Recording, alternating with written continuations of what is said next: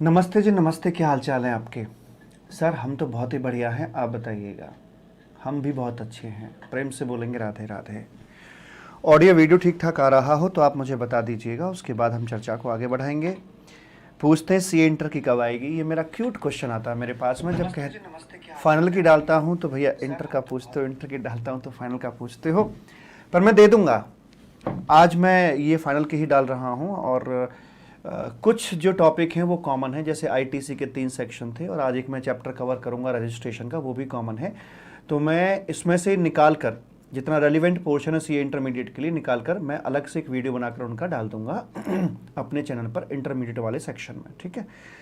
तो चर्चा को बढ़ाते हैं आगे की तरफ एंड आज ही डाल दूंगा अनुश्री आज ही। और अब मैं यहाँ पर जो आईटीसी के हमारे सेक्शंस रह गए थे, सेक्शन नंबर 19, 20 और 21, ये तीनों सेक्शंस सी इंटरमीडिएट पर लागू नहीं होते, तो आप सी इंटरमीडिएट वाले अगर ज्ञान लेना चाहते हैं तो देख सकते हैं, वरना ये आईटीसी के तीनों सेक्शंस उनको देखने जरूरी नहीं है। इसके बाद में चैप्टर आएगा मेरा मैनर ऑफ पेमेंट का, तो फिर वो चैप्टर आप कर सकते हैं, राइट।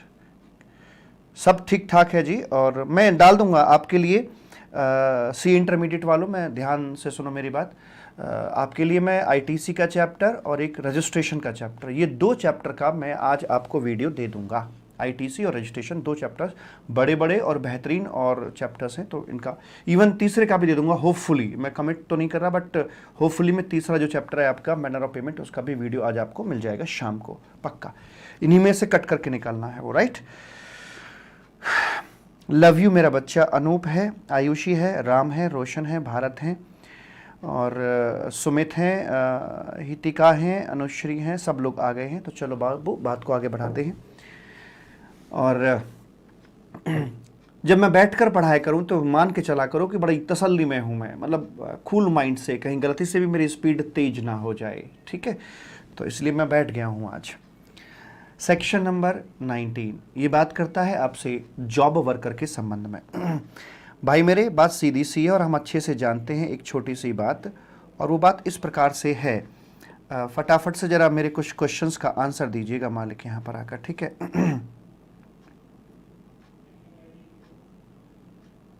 यहीं पर आ जाते हैं। जॉब वर्कर, और कोई खाली सा पेज ना है भाई, ये मिल गया। जॉब वर्कर की बात हम कर रहे हैं। तो देखो भाई, यहाँ होता है एक आपका रॉ मटेरियल सप्लायर, बिल्कुल ठीक है, और सामने होता है यहाँ पर आपका एक जॉब वर्कर। जॉब वर्कर आपका कुछ ऐसा यहाँ पर दिखाई दे रहा होता है, जैसे मान लीजिए मैं अपना कोई फैब्रिक रंगवाना चाहता हूँ और यह है एक रंगरेजा आदमी, मुझे रंग दे, मुझे रंग दे, मुझे रंग दे, रंग दे, मुझे रंग दे। और इसके पास जब मुझे अपना फैब्रिक भेजना है, ये रंगाई करके मुझे मेरा फैब्रिक वापस कर देगा। तो मैं जब इसको अपना फैब्रिक बेचता नहीं बल्कि भेजता हूँ, और जब हम जानते हैं इसको जॉब वर्कर को फैब्रिक भेजा जाता है तो उसे सप्लाई नहीं माना जाता और उस ट्रांजैक्शन पर जीएसटी नहीं लगाया जाता है। मोरओवर, जब यहाँ से काम खत्म होने के बाद में मेरे पास से फैब्रिक लौट कर आ जाता है, रंगाई होने के बाद में, जॉब वर्क होने के बाद में, तब भी उस घटना को हम लोग यहाँ पर सप्लाई नहीं कंसीडर कर पाते और उसके ऊपर भी जीएसटी नहीं लगता। तो जॉब वर्कर के पास जा रहा हो या वहाँ से लौट कर आ रहा हो, जीएसटी की बात नहीं करी जाती है। मोरओवर, जॉब वर्कर अपने यहाँ पर ये जो भी एक्टिविटीज़ कर रहा है, क्या इस एक्टिविटीज़ के ऊपर जीएसटी की बात होगी? यहाँ पर ये एक सर्विस में अपना एंगेज्ड है, भले ही रंगाई के दौरान उसने कलर अपनी तरफ से इस्तेमाल किए हैं, बट स्टिल वो एक सर्विस के अंदर क्लासीफाई किया जाता है एज पर शेड्यूल नंबर 2 के, ठीक है। उसके बाद में फिर ये घटना आपकी यहाँ पर इंट्रा भी देखकर चलेंगे। सप्लायर ऑफ सर्विसेज में जॉब वर्कर होता है, रेसिपिएंट इसका प्रिंसिपल आदमी वहाँ पर होता है जो सामने बैठा हुआ है, ठीक है। अगर ये बंदा टैक्सेबल पर्सन है, यानी कि इसका जो कारोबार है वो 10-20 लाख से ऊपर अगर निकल के जा रहा है, तो इसको रजिस्ट्रेशन लेना पड़ेगा, जॉब वर्कर को रजिस्ट्रेशन लेना पड़ेगा। अदरवाइज इसे रजिस्ट्रेशन की आवश्यकता नहीं है, जहाँ तक सवाल है एग्जम्पशन का। तो एग्रीकल्चर प्रोड्यूस के संबंध में अगर कोई इंटरमीडियरी प्रोसेस दी जाती है तो वो तो जीएसटी से एग्जम्प्ट होती है। अदरवाइज ऑल काइंड ऑफ जो जॉब वर्क होंगे वो आपके यहाँ जीएसटी के दायरे में आ जाते हैं, यहाँ ट्रांजैक्शन नंबर 3 होती है। यहाँ पर बताया गया आईटीसी का सीन क्या रहेगा, आईटीसी के चैप्टर में है। तो बेसिकली यहाँ पर जब ये अपना मटेरियल लेकर आया था, फैब्रिक लेकर आया था, तो यहाँ इसको आईटीसी अवेलेबल हो जाता है जितने का भी बनता था। मान लो 18,000 का बनता था, ये 18,000 का आईटीसी इसको यहाँ पर मिल जाता है। अब आईटीसी को अपने पास सही सलामत रखने के लिए कंडीशन ये होती है कि भाई साहब आप ये जो लेकर आए हो उसे बिजनेस पर्पस के लिए ही इस्तेमाल करके चलोगे, लेकिन जैसे ही इसे आगे के लिए यहाँ से रिमूव करता है तो यहाँ पर एक डाउट पैदा होता है कि बेटा ओए जा कहाँ रहा है तो, यहाँ जीएसटी तो भर नहीं रहा है, then what about your ITC. ये रॉ मटेरियल सप्लायर कहता है ठहर जा भैया, टैक्स अधिकारी ठहर जा मैं ऐसा नहीं कि इसे बेचने नहीं जा रहा, मैं इसको, मैं कुछ काम है जो मुझे बाहर से करवाना है, लौटा के मैं इसको वापस से ही लेकर आऊंगा, इसलिए थोड़ा सा तसल्ली रख ले, ये वापस आएगा लौट के। वो कह रहा लौट के आएगा, कह रहा हाँ, कह रहा कितने समय में आ जाएगा। तो यहाँ पर समय दिया जाता है 1 साल या 3 साल, अगर इनपुट है तो 1 साल का समय, अदरवाइज 3 साल का समय यहाँ पर दिया जाता है। कितने समय के अंदर अंदर ये यहाँ पर लौट कर आपका आ जाएगा। इसमें हालांकि एक्सटेंशन भी दिया जा सकता है, क्रमशः 1 साल और 2 साल का यहाँ पर एक्सटेंशन भी दिया जा सकता है। अगर ये लौट कर नहीं आता है तो फिर अधिकारी बोलेगा कि भाई साहब उस दिन तुम हमें मामू बना रहे थे, अर्थात अगर ये टाइम से लौट कर नहीं आया तो हम क्या करें। एक तो ऑप्शन ये आता है कि इसके आईटीसी को रिवर्स कर दीजिए, या फिर ऑप्शन ये आता है कि यहाँ पर आउटपुट जीएसटी लगा दीजिए। तो इन्होंने कहा कि काम करेंगे अगर तू लौट के नहीं लाया, अपने गुड्स को लौटा के नहीं लाया है, तो हम ऐसे मान के चलेंगे जिस दिन तूने हमसे बहाना किया था कि मैं जॉब वर्कर के पास लेकर जा रहा हूं, उस दिन तूने माल को बेच दिया था, उस डेट पर हम उसे डीम्ड सप्लाई मान लेंगे। जो भी ट्रांसफर चलान यहाँ से बन के गया था उसे इनवॉइस मान लेंगे, उसके आधार पर टाइम ऑफ सप्लाई निकल के आएगा और तेरी जीएसटी पेमेंट की ड्यू डेट उस बैक डेट पर जाकर निकल जाएगी और फिर तुझे जीएसटी इंटरेस्ट के साथ में भरना पड़ जाएगा। इसलिए एश्योर कीजिएगा कि आप with in the time input और कैपिटल गुड्स को अपना वापस लेकर आ जाए। ठीक है। दूसरा, अगर मान लीजिए इस बंदे को, यानी कि मालिक तो यही होता है, यहाँ पर जो भी सामान तैयार हुआ है इसका मालिक कौन है, रॉ मटेरियल सप्लायर ही था। ठीक है। तो क्या ये से यहाँ से डायरेक्ट बेच भी सकता है। अगर मान लीजिए रॉ मटेरियल सप्लायर को यहाँ से कोई कस्टमर मिल जाता है तो डायरेक्टली इसको बेच सकता है, वही 1 साल या 3 साल का जो भी पीरियड है अपना, उसके अंदर उसको बेच सकता है। वो अगर बेचेगा, अगर इंडिया में बेचा है तो जीएसटी का पेमेंट करेगा, या फिर उसे इंडिया के बाहर 0 रेट्स सप्लाई में भी वो अपना यहाँ पर डाल सकता है। वैसे करके जो भी करना है उसे अल्टीमेटली टैक्स अधिकारी को ये भरोसा दिलाना है कि यहाँ पर टैक्स अधिकारी के साथ कोई खेल नहीं खेला गया था, वो जेन्युइनली बात कर रहा था, वो जॉब वर्कर के पास ही गया था। अगर लौट के आ रहा है तो इतने समय में लौटा के लिया, या फिर यहाँ से तू टैक्स भर दे। अगर डोमेस्टिक सप्लाई है, 0 रेट सप्लाई, तो उसका डॉक्यूमेंटेशन दे दे। ये सब तेरे तयशुदा समय के अंदर 1 साल 3 साल के अंदर हो जाना चाहिए। ना तो यहाँ पर दिखा रहा है, ना लौटा के ला रहा है। ऐसे वाले हालात के अंदर डे 1 पर जो ट्रांसफर किया गया था उसे डीम्ड सप्लाई यहाँ पर कंसिडर कर लिया जाएगा और बंदे को जीएसटी का पेमेंट करना पड़ जाएगा। दूसरी बात, जब ये से यहाँ से लेकर जाता है तो इस बंदे को अपना एक गवर्नमेंट को क्वार्टरली फ्रीक्वेंसी पर इंटीमेट भी करना होता है। आईटीसी 0 फॉर्म करके फॉर्म है, मैंने भर के भी दिखा रखा है वो फॉर्म आपको पोर्टल पर जाकर। सारी चीज़ें थ्योरी के पढ़ाने के बाद में पहले मैं आपको समझाता हूँ, समझाने के बाद फिर लीगल कंटेंट के बाद फिर पोर्टल, तब बात समझ में आती है माय डियर पूरी तरह से। तो यहाँ पर जाकर आईटीसी 0 फॉर्म आपको पोर्टल पर जाके भरना होगा। वहीं जो रिटर्न वाला सेक्शन आता है ना, वहाँ पे रिटर्न वाले में आईटीसी फॉर्म्स आते हैं, तो आईटीसी 1 2 3 1 2 तो मैंने आपको दिखाए भी थे। जो वहीं पर एक आईटीसी 4 करके फॉर्म आता है, वो वाला फॉर्म आपको भरना होगा, जिससे कि इंफॉर्मेशन चली जाती है कि आपने जॉब वर्कर को माल ट्रांसफर किया है। क्योंकि यहाँ कहीं ना कहीं लूप में अधिकारी भी तो होना चाहिए ना, वो कहाँ से काउंट करेगा कि भाई आप समय से माल को वापस लेकर आए या नहीं लेकर आए। एक और चेक कराता है यहाँ पर, जब आप लौटा के लाते हो 1 साल 3 साल के अंदर आपका गुड्स आ जाना चाहिए, तो वहाँ पर ये बोला जाता है कि भैया अगर मान लीजिए bill to ship to model था, मान लीजिए इसका सप्लायर यहाँ पर बैठा हुआ था और इसने पहले अपने यहाँ लाता फिर आगे ले जाता, ऐसा ना करके इसलिए इसने क्या किया कि डायरेक्ट डिस्पैच करवा दिया। Bill to ship to model के तहत डायरेक्टली माल डिस्पैच करवा दिया। Bill to ship to model में जब थर्ड पार्टी हमारे बिहाफ पर हमारे गुड्स को रिसीव करती है तो ऐसे माना जाता है कि जैसे इसके द्वारा रिसीव किया हुआ गुड्स मतलब हमने रिसीव कर लिया है। तो ऐसे वाले मामले के अंदर 1 साल या 3 साल का जो पीरियड है वो यहाँ से काउंट किया जाएगा। नॉर्मल मेथड में जिस दिन रिमूवल होता है वहाँ से 1 साल 3 साल काउंट किए जाते हैं, लेकिन अगर bill to ship to model है तो जिस दिन इसने जॉब वर्कर ने रिसीव किया था वहाँ से 1 साल या 3 साल का पीरियड काउंट किया जाता है। Is it okay? Yes sir, कोनो दिक्कत वाली बात यहाँ तक नहीं है। दूसरा, यहाँ पर कुछ वेस्ट और स्क्रैप भी निकल कर आता है। तो अब यहाँ पर जैसे मान लीजिए कपड़े की कटिंग होती है मालिक, तो आप फैब्रिक लेकर जाते हो और सामने वाला व्यक्ति उस पर सिलाई कर देता है, तो कपड़े की कटिंग जो होती है वो किसकी होती है, यूजुअली किसकी होती है? सर वो यूजुअली बेसिकली होती है लाइक आप वापस तो लेकर नहीं आते ना कि कपड़े की कतरन दो मेरे की, ऐसे करके नहीं आते आप, तो जॉब वर्कर की ही होती है बेसिकली। तो job worker liable to pay duty on that waste and scrap, but might be possible कि जॉब वर्कर आपका रजिस्टर्ड आदमी नहीं है। तो गवर्नमेंट का अधिकारी बड़ा चालाक है, कह रहा कि अगर ये नहीं दे पा रहा है तो फिर हम रॉ मटेरियल सप्लायर से ही हम इस वेस्ट एंड स्क्रैप के ऊपर ड्यूटी का पेमेंट ले लेंगे। ड्यूटी मतलब सॉरी जो वेस्ट एंड स्क्रैप के ऊपर जो जीएसटी है वो इसी से हम चार्ज यहाँ पर कर लेंगे। तो ऐसे करके यहाँ पर बात की जाती है। जहाँ तक सवाल है इसके संबंध में बुक्स ऑफ अकाउंट का, अगर ये बंदा रजिस्टर्ड है तो खुद मेंटेन करेगा, अगर रजिस्टर्ड नहीं है तो इसके ब्याह पर रॉ मटेरियल सप्लायर यहाँ पर उसका बुक्स ऑफ अकाउंट मेंटेन करके चलेगा। अगर इस बंदे का रजिस्ट्रेशन है फिर तो बहुत अच्छी बात है, अगर रजिस्ट्रेशन नहीं है तो जो रॉ मटेरियल सप्लायर होता है वो अपने रजिस्ट्रेशन सर्टिफिकेट के अंदर जॉब वर्कर के प्लेस को दिखाएगा as additional place of business group में दिखाकर चलेगा। तो इतने सारे प्रोविजंस आते हैं आपके कनेक्टेड हैं जॉब वर्क के प्रोविजन से, जिनको पूर्ण रूप से समराइज और एनालाइज मैंने यहाँ पर आपका मालिक कर रखा है। ये ट्रांजैक्शन 1 हो गई, ये लौट के आना हो गया, यहाँ से बाहर की तरफ रवाना करना हो गया, ये थर्ड ट्रांजैक्शन आपकी यहाँ पर हो गई, 1 साल 3 साल का समय हो गया। उसके बाद में वेस्ट एंड स्क्रैप के संबंध में बात हो गई। और दूसरी अहम बात ये कि अगर जॉब वर्कर आपका अनरजिस्टर्ड है तो रॉ मटेरियल सप्लायर की ड्यूटी बनती है कि जॉब वर्कर के प्लेस को डिक्लेयर करेगा अपने रजिस्ट्रेशन सर्टिफिकेट के अंदर, बुक्स ऑफ अकाउंट मेंटेन करेगा, वेस्ट और स्क्रैप पर जीएसटी का पेमेंट करके चलेगा। इधर जो जॉब वर्कर अगर आपका रजिस्टर्ड आदमी है फिर रजिस्ट्रेशन सर्टिफिकेट तो ले लिया, फिर अपना खुद का रजिस्ट्रेशन है, इसका मतलब ये कि ऐसे वाले मामले के अंदर जो रॉ मटेरियल सप्लायर है उसे अपने रजिस्ट्रेशन सर्टिफिकेट के अंदर इसके प्लेस को additional place of business group में दिखाना अनिवार्य नहीं होगा। बुक्स ऑफ अकाउंट खुद मेंटेन करेगा और वेस्ट के ऊपर भी जीएसटी का पेमेंट ये खुद ही यहां पर पे करके चलेगा। तो ये है कॉन्सेप्ट आपका जॉब वर्कर का। इसमें आपके 2 सेक्शन इन्वॉल्व हो जाते हैं, सेक्शन नंबर 19 और सेक्शन नंबर 143, और जितने भी इसके करस्पॉन्डिंग रूल्स हैं उन सब का निचोड़ निकालकर मैंने आपके सामने यहां पर ला के रख दिया है। मुझे बताइएगा बाबू बात समझ में आई या नहीं आई? आ गई है तो हाँ बोल दीजिएगा ताकि फिर मैं आगे बढ़ जाऊं। Video lectures fast track from today for May 21, hope timely कर लूँ। Oh very good Mehar, that's great. हाँ जी, इज इट ओके मालिक? क्या हम आगे बढ़ जाएं? अवर कॉमर्स वर्ल्ड। बाबू पता है मैं आपकी कमेंट ना ज़्यादा नहीं पढ़ता, मैं बस आपका नाम लूँगा यहाँ पर, कमेंट यहाँ पे नहीं पढ़ता, क्योंकि जब आप एग्ज़ाम टाइम में देख रहे होगे ना इस वीडियो को, है ना, बिल्कुल एग्जाम टाइम जब चल रहा होगा और जब मैं यहाँ क्वेरीज ले रहा हूँगा तो वो क्वेरीज आपको ना इरिटेट कर रही होंगी, बिकॉज आपके पास ना समय बहुत कम होगा, तो इसलिए मैं बीच में क्वेरीज नहीं ले रहा। हाँ, आपका नाम जरूर लेता रहूँगा मैं।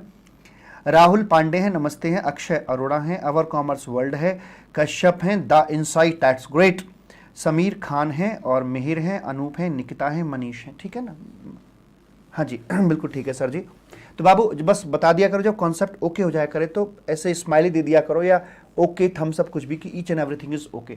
मैं कम समय में हर एस्पेक्ट को कवर करना चाह रहा हूँ, मतलब कोई भी पॉइंट आपके लिए छोड़ू ना, स्किप ना करूँ, सारे के सारे पॉइंट को मैं कवर करके चलूँ ताकि आप एग्जाम टाइम में इन रिविजन वीडियोज़ पर कंप्लीटली रिलाई करके जा सकें। अगला कॉन्सेप्ट आता है आपका यहाँ पर इनपुट सर्विस डिस्ट्रीब्यूटर का। इनपुट सर्विस डिस्ट्रीब्यूटर का इस पर बेस्ड क्वेश्चन प्रैक्टिकली आता ही आता है। इसके संबंध में जो भी क्वेश्चंस मैंने अपने क्वेश्चन बैंक में बहुत सारे क्वेश्चन दे रखे हैं, प्लीज़ प्लीज़ सारे न्यूमेरिकल क्वेश्चन जरूर जरूर कर लीजिएगा। इस पर बेस्ड क्वेश्चन आता है यार, देखा मतलब अक्सर पूछा जाता है आईएसडी पर बेस्ड। तो यहाँ पर होता क्या है, देखो मेरी बात समझना।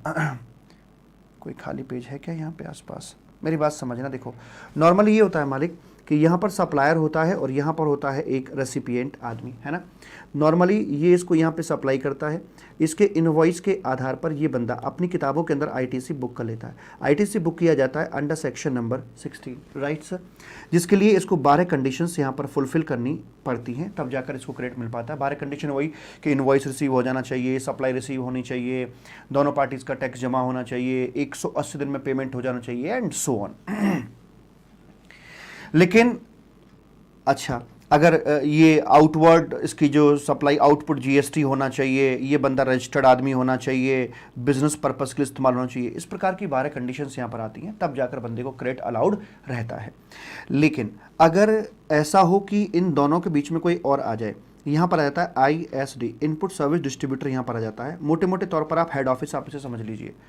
और हेड ऑफिस जब बनता है तो ऑब्वियस सी बात है उसके एक नहीं दो तीन रेसिपिएंट, 3-4 रेसिपिएंट उसके होते हैं, मल्टीपल रेसिपिएंट्स उसके हैं यहाँ पर आकर। और जो बिलिंग होती है, अच्छा यहाँ पर हेड ऑफिस क्या करता है कि थर्ड पार्टी जो सप्लायर है उसको यहाँ पर ऑर्डर देता है, ठीक है जी, थर्ड पार्टी को यहाँ पर ऑर्डर देता है और थर्ड पार्टी इसको यहाँ पर बिलिंग कर देती है और जो भी सर्विसेज देनी होती हैं वो सर्विसेज आगे इसको एक्चुअल में यहाँ पर दे दी जाती हैं। सर कस्टम कैसे करें? कस्टम के मैं कोई चेंजेस तो है नहीं, इक्का दुक्का नाम मात्र का चेंज है, तो आप कस्टम के जो पुराने पिछले वाले वीडियोस हैं उन्हीं को देख लो, 2 वीडियोस हैं, ठीक है। तो वैसे कोई कस्टम में चेंज नहीं है, तो फटाफट उसे निपटाओ। तो यहाँ पर सर्विस इसको दी जाती है, लेकिन जो ऑर्डर आया था वो यहाँ से आया था और जो इनवॉइसिंग है वो भी इसके नाम पर यहाँ पर कर दी जाती है, ठीक है ना मालिक? हाँ सर जी। तो मुझे एक बात बताइएगा ज़रा यहाँ पर आकर कि जब यहाँ से यहाँ को इनवॉइस कर दिया जाता है और सर्विस एक्चुअल में इस रेसिपिएंट ने यहाँ पर ली है, तो सर्विस किसको मिली? इस रेसिपिएंट को मिली है। क्रेडिट कौन बुक करेगा? अभी भी क्रेडिट यही बुक करेगा, बिल्कुल ठीक बात है। लेकिन इसके पास में डॉक्यूमेंट नहीं है, क्योंकि डॉक्यूमेंट तो इशू कर दिया जाता है थर्ड पार्टी के द्वारा, आईएसडी को इशू कर दिया गया है, तो फिर ये अपनी किताबों में क्रेडिट कैसे बुक करेगा? तो आईएसडी से कहा कि भैया एक काम करो, आप डॉक्यूमेंट इसको यहाँ पर इशू कर दीजिए, उस डॉक्यूमेंट के दम पर ये अपनी किताबों में क्रेडिट ले पाएगा। सेक्शन 16 की जो पहली कंडीशन आती है उसमें ये भी लिखा हुआ है कि अगर सप्लायर का इनवॉइस है तो बहुत अच्छी बात है, सप्लायर का नहीं है तो आईएसडी का अगर इनवॉइस है तो आईएसडी के इनवॉइस के आधार पर आप अपनी किताबों के अंदर यहाँ पर क्रेडिट ले सकते हो। Is it okay? Yes sir, आप यहाँ पर क्रेडिट ले सकते हो। और क्या जब इसके इनवॉइस के आधार पर क्रेडिट लिया जाएगा तो क्या 12 की 12 कंडीशंस पूरी नहीं करनी पड़ेंगी? हाँ यार, ये तो करनी पड़ेंगी, चाहे आप इसके इनवॉइस के दम पे कर रहे, बस इनवॉइस ही तो चेंज हुआ है, बाकी सब कुछ तो सेम है। सप्लाई रिसीव भी होनी चाहिए, एक इनवॉइस भी इसके हाथ में होना चाहिए, आउटवर्ड सप्लाई जीएसटी वाली होनी चाहिए, रजिस्टर्ड भी होना चाहिए, सारी की सारी 12 कंडीशंस पूरी होनी चाहिए, तभी अपनी किताबों में यहाँ पर क्रेडिट ले पाता है, ऐसे करके बात करी जाती है। सर अगर मल्टीपल रेसिपिएंट होते हैं तो क्या किया जाता है? कोई चिंता वाली बात नहीं बाबू, बस अंतर इतना है कि बिलिंग मतलब चीज़ ऐसे ना घूमकर इनडायरेक्टली यूं घूम कर आ रही है, ऐसे करके घूम के आ रही है। और वैसे भी मान के चलिए 4 ब्रांचेस थी, चारों ब्रांचेस का एडवर्टीजमेंट करवाया जाता है और 1 लाख प्लस 18,000 रुपये का जो बिल था वो काट कर आईएसडी के नाम पर दे दिया जाता है। अब मुझे बताइए, कॉस्टिंग के प्रिंसिपल के मुताबिक क्या आईएसडी अपने बच्चों में इस क्रेडिट को डिस्ट्रीब्यूट करेगा, या सॉरी जो कॉस्ट है 1 लाख रुपए की उसे एलोकेट करेगा नहीं करेगा? बताइए ना। हेड ऑफिस क्या अपने बच्चों में इस कॉस्ट को एलोकेट करेगा कि नहीं? हाँ बिल्कुल करेगा, इसको भी सबको कॉस्ट मिलेगी। अच्छा कॉस्ट मिलेगी तो करस्पॉन्डिंग क्रेडिट भी अवेलेबल करवाएगा। यस सर, तो इसके लिए यहाँ पर एक इनवॉइस इशू कर देता है या चालान इशू कर देता है, जिसके दम पर कॉस्ट और जो जीएसटी है उसका एलोकेशन हो जाता है और उसी के दम पर ये अपनी अपनी किताबों में क्रेडिट बुक कर लेते हैं। ध्यान दीजिएगा, आईएसडी तो ऑलवेज बांटेगा और सबको बांटेगा। एक चीज़ होती है डिस्ट्रीब्यूशन, वहाँ से फेंका जाना, और यहाँ पर एक दूसरी चीज़ होती है कैच करना। ये तो ऑलवेज फेंकेगा ही फेंकेगा। अब ये कैच कर पाता है कि नहीं कर पाता? जैसे मान लीजिए यहाँ पर एक रद्दी कागज है ये, और तैयार है ना, मैं फेंकने वाला हूँ आपकी तरफ, और मैंने इसको आपकी तरफ ऐसे करके फेंक दिया, ठीक है? क्या आप इसे कैच कर पाए? मैं तो फेंक दिया, लेकिन क्या आप कैच कर पाए? तो ऐसे ये तो ऑलवेज इसे डिस्ट्रीब्यूट करेगा ही करेगा, लेकिन क्या ये अपनी किताबों में क्रेडिट ले पाएंगे या नहीं, जानने के लिए सुनते रहिए, क्योंकि क्रेडिट लेने के लिए इनको 12 कंडीशंस पूरी करनी है। अब मान लीजिए कोई यूनिट इसकी अनरजिस्टर्ड भी है तो कॉस्ट तो उसको भी एलोकेट करेगा ना। अगर कोई अनरजिस्टर्ड है तो कॉस्ट तो उसको भी एलोकेट करेगा, और कॉस्ट एलोकेट होगी तो करस्पॉन्डिंग जीएसटी भी एलोकेट किया जाएगा। अगर मान लीजिए ये रजिस्टर्ड तो है लेकिन आउटपुट इसका जीएसटी नहीं बनता है तो कॉस्ट तो एलोकेट होगी ना, जो ऊपर से आईएसडी के थ्रू, और करस्पॉन्डिंग जीएसटी भी एलोकेट होगा। हाँ वो अलग बात है कि ये अपनी कमियों के कारण क्रेडिट नहीं ले पाएंगे, क्रेडिट को कैच नहीं कर पाएंगे, लेकिन डिस्ट्रीब्यूशन तो पक्का पक्का यहाँ पे करवाया जाएगा। बस इतना सा ही फंडा है और कुछ नहीं है। दूसरा एक और चीज़ ध्यान रखनी है कि जो जीएसटी बांटा जा रहा है क्या वो एज इट इज़ बांटा जाएगा या उसकी फॉर्म चेंज कर दी जाएगी? देखिए जहाँ पर ज़रूरत है वहाँ पर फॉर्म चेंज करी जा सकती है ताकि क्रेडिट को आसानी से बुक करवाया जा सके। तो उसमें बोलते हैं कि जैसे मान लीजिए ये जो आपका ये आईएसडी वाला जो स्टेट है, जैसे मान लो ये उत्तर प्रदेश है और इसकी जो यूनिट है वो भी मान लो चारों के चारों यूनिट उत्तर प्रदेश में ही है, यूपी में ही है, फिर तो जो पीछे से जैसे लग के आ रहा है वो वैसा का वैसा ही बांट दिया जाएगा। अगर आईएसडी और ये दोनों सेम स्टेट के अंदर हैं फिर तो जो जैसे लग के आ रहा है उसको ऐसे ही बांट दिया जाएगा, कन्वर्ट करने की जरूरत नहीं है। लेकिन अगर इनके स्टेट अलग अलग हैं, जैसे मान लो ये तो यूपी में है और एक इसकी यूनिट एमपी के अंदर आती है, दिल्ली के अंदर आती है, तो वहाँ पर हम कन्वर्ट कर सकते हैं। अगर पीछे से आईजीएसटी लग के आ रहा है तो आईजीएसटी तो कोई फर्क नहीं पड़ेगा, वो तो कोई भी स्टेट हो कैसा भी हो तो सबके लिए फ्री होता है। आईजीएसटी तो ऑलवेज आईजीएसटी के रूप में ही बटेगा, लेकिन बाकी के केस में कन्वर्जन किया जा सकता है। कैसे करेंगे भला, आइए मैं आपको बताता हूँ। यहाँ पर ऐसे करके चलेंगे मालिक, ये दे रखा है IGST ऑलवेज IGST के रूप में बटेगा। State of ISD and recipient, state of ISD, ध्यान दीजिए क्या बोल रहा हूँ, state of ISD and recipient unit, and recipient अगर वो सेम है फिर तो कुछ बदलाव करने की जरूरत नहीं है, जो जैसा है वैसा बांट दीजिए। CGST को CGST, SGST SGST, UTGST जो जैसा है वैसा बांट दीजिए। लेकिन अगर ये डिफरेंट है तो क्रेडिट बुक करने में दिक्कत आ सकती है और आएगी ही आएगी। तो वैसे वाले हालात के अंदर CGST, SGST एंड UTGST को आप IGST के रूप में बांट सकते हैं। इन तीनों को आप IGST करके बांटा जा सकता है। भले ही ISD को पीछे से CGST, SGST का ब्लेम मिला हो, लेकिन वो आगे उसे IGST करके GST को बांट सकता है ताकि रेसिपिएंट यूनिट अपनी किताबों के अंदर क्रेडिट बुक करने में कोई दिक्कत ना हो। इस टेबल को अच्छे से ध्यान रखिएगा, अच्छे से दिमाग में सेट कर लीजिएगा। ये जो एनालिसिस कम समरी दिया है इसमें सेक्शन नंबर 20 है, 21 है और जो करस्पॉन्डिंग रूल्स हैं उन सभी का निचोड़ निकालकर मैंने आपके सामने यहां पे रख दिया है। तो ये रही आपकी थर्ड पार्टी, यहां से इनवॉइसिंग हो गई, यहां से ये अपना ऐसे निकल के आ गया और यहां पर ये अपनी किताबों में क्रेडिट बुक कर लेते। तो यहां से तो ऑलवेज एलोकेट किया जाएगा, लेकिन इनको जो क्रेडिट अलाउ किया जाएगा वो सब्जेक्ट टू 12 कंडीशन से ही यहां पर अवेलेबल करवाया जाएगा। अगर मान लीजिए कंसोलिडेट बिलिंग की, अगर मान लीजिए इंडिविजुअल बिलिंग की जाती है थर्ड पार्टी के द्वारा ISD को, सबके लिए अलग अलग A, B, C, D सबके लिए अलग अलग बिलिंग करी जाती है, तो वैसे वाले मामले में क्या होगा, तो जिसका जितना हक बनता है, जिसके नाम का जितना बिल आया है, जितना कॉस्ट आई है, जितना GST आया है, उतना उतना रेस्पेक्टिव को बांट दिया जाएगा। लेकिन अगर कंसोलिडेट बिलिंग आती है तो क्या किया जाएगा, तो वैसे वाले मामले के अंदर वो बोलते हैं कि भाई पिछले साल का जो टर्नओवर रेशियो है आप उसका इस्तेमाल कर लीजिएगा। टर्नओवर का मीनिंग क्या होगा, पिछले क्लास के अंदर मैंने आपको बता रखा, प्रॉपर टेबल बना के दे रखी थी।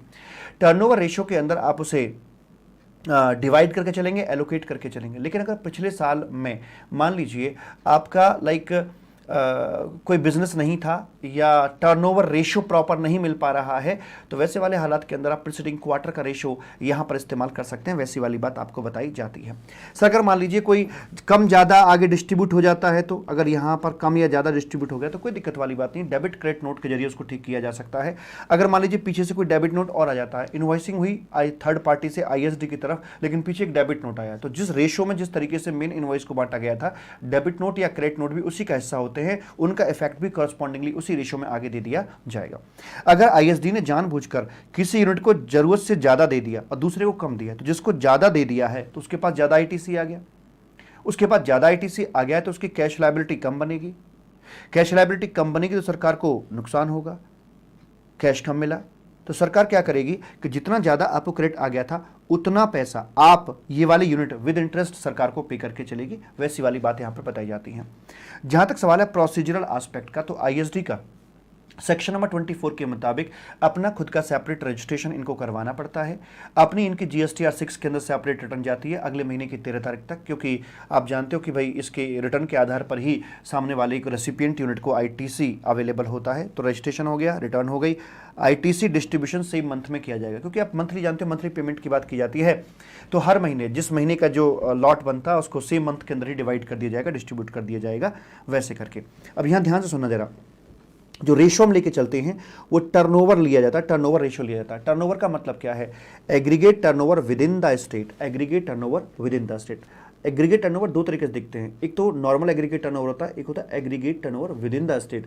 तो एग्रीगेट टर्नओवर को तो लेते हैं pan wise all India basis पर, लेकिन ये जो वर्डिंग्स है turnover with in the state, तो एक स्टेट में जहां पर आपका रजिस्ट्रेशन है वहां से आप चाहे इंट्रा हो या इंटर हो, वहां से जितनी भी आप सप्लाई कर रहे हो, चाहे इंट्रा या इंटर, वहां से एक पर्टिकुलर स्टेट से जो भी सप्लाई की है आपने वो आ जाती हैं आपकी turnover with in the state के अंदर। और इसमें जितने भी आपके टैक्सेस होते हैं, ऑल टैक्सेस जो होंगे वो आपके यहाँ पर ना एक्सक्लूड किए जाते हैं, ऑल टैक्सेस एक्सक्लूड किए जाते हैं। ऑल का मतलब चाहे आपके ओल्ड टैक्सेस हो चाहे आपके न्यू टैक्सेस यानी कि GST या कॉम्पनसेशन सेस हो, वो भी एक्सक्लूड रहेगा। और जो ओल्ड टैक्स एक्साइज वगैरह वेट वगैरह अगर छिपा हुआ है तो वो भी आपका एक्सक्लूड ही रहेगा। लेकिन ध्यान दीजिए, जब हम एग्रीगेट टर्नओवर देखते हैं, नेशनल लेवल पे देखते हैं और इंडिया बेस पे देखते हैं, तो वहां पर पुराने टैक्सेस आपके जुड़े हुए होते हैं। पिछली क्लास के एंड में मैंने बहुत ही शानदार तरीके से आपको बता रखा था कि एग्रीगेट टर्नओवर का मतलब हर एक चैप्टर के लिए क्या क्या दिया गया है, कंसोलिडेट टेबल मैंने आपके लिए बनाकर दे रखी थी। ठीक है सर जी, यहां पर आकर तो ये तो हो गया aggregate turnover. Preceding financial year का रेशियो में इस्तेमाल करके चलते हैं, लेकिन अगर सिचुएशन ऐसी हो तो क्या करके चलेंगे, जैसे मान लीजिए what if turnover of the same or more units is not available in the preceding financial year, तो आप क्या करके चलोगे। जैसे मान लीजिए आपकी पिछले साल में थी unit A, B, C, 3 branches थी और अभी यहाँ पर आ रही हैं आपकी ए बी सी डी करके ये 4 निकल कर आ रही हैं, ठीक है, यानी कि एक आपकी बढ़ जाती है। तो अब आपको चारों के बीच में एलोकेट करना, because the service is consumed by all the 4 units but you have the ratio of only 3 units. तो आपकी मजबूरी है कि आप पिछले साल का रेशियो इस्तेमाल नहीं कर सकते हो, तो आप पिछले क्वार्टर का रेशियो इस्तेमाल करके चलोगे। पहली पसंद है, कमला पसंद है, मेरा मतलब पिछले साल का रेशियो लेके चलेंगे। अगर पिछले साल का रेशियो अगर नहीं इस्तेमाल होने वाला है तो फिर पिछले क्वार्टर का रेशियो वहां पर इस्तेमाल किया जा सकता है, ठीक है। उसके बाद मान लीजिए आपकी पिछले साल में थी ए बी यूनिट और यहाँ ए बी सी डी आपकी आ जाती हैं, तो इस केस में वैसे करके चलेंगे। तीसरा, अगर मान लीजिए पिछले साल में ए बी सी डी 4 थी लेकिन अभी रह गई सिर्फ ए B C or service is availed only by A B C, तो आप ए बी सी का ही रेशियो यहाँ पर इस्तेमाल कर सकते हैं। तो यहाँ पर आप प्रीसीडिंग फाइनेंशियल ईयर का रेशियो ले सकते हैं। तो पहली पसंद प्रीसीडिंग फाइनेंशियल ईयर का रेशियो ले सकते हैं तो वो लीजिए, अगर नहीं ले सकते हैं किसी कारण से लाइक दिस, तो फिर आप प्रीसीडिंग क्वार्टर का रेशियो यहाँ पर ले सकते हैं। प्रैक्टिस के लिए मैंने आपको ढेर सारे क्वेश्चन यहाँ पे करवा रखे हैं कि किस तरह से हम उसको एलोकेट और डिस्ट्रीब्यूट करके चलेंगे। बस एक बात का ध्यान रखना, किसी भी क्वेश्चन में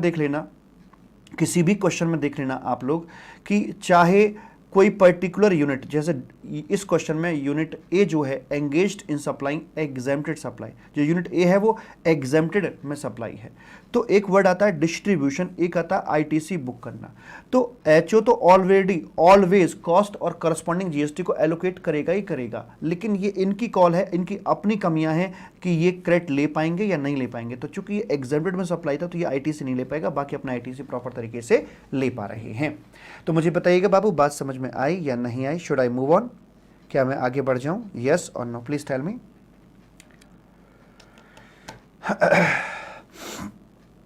बढ़ जाएं आगे?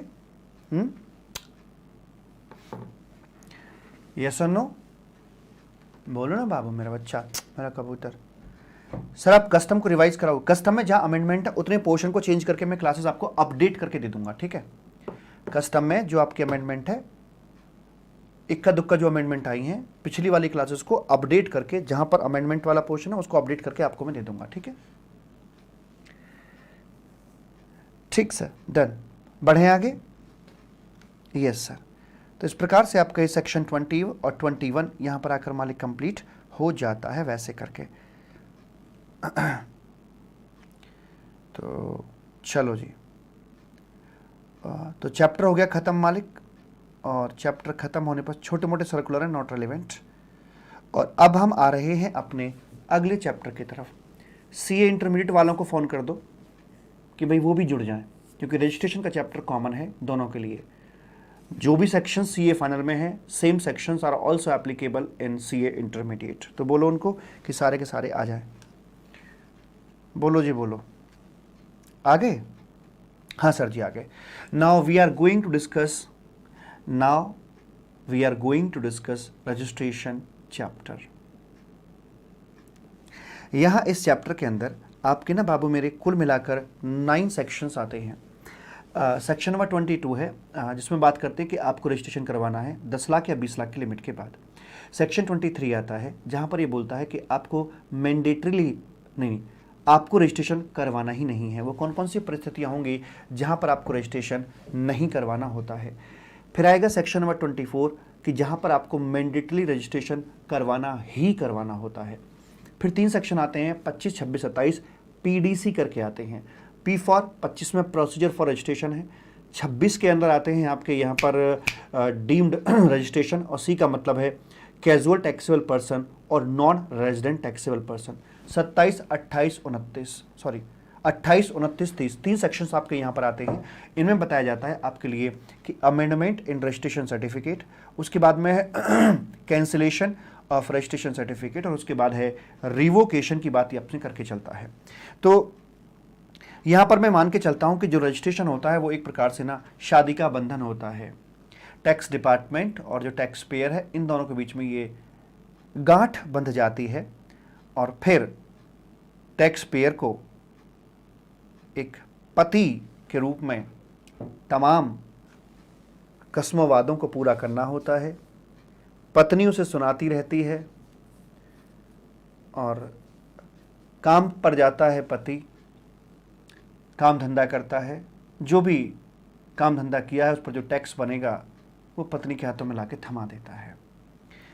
जब तक ये बंधन नहीं बनता तब तक हर व्यक्ति आज़ाद है, लेकिन जैसे ये बंधन बंध जाता है तो फिर देखते हैं क्या रिजल्ट निकल के आता है।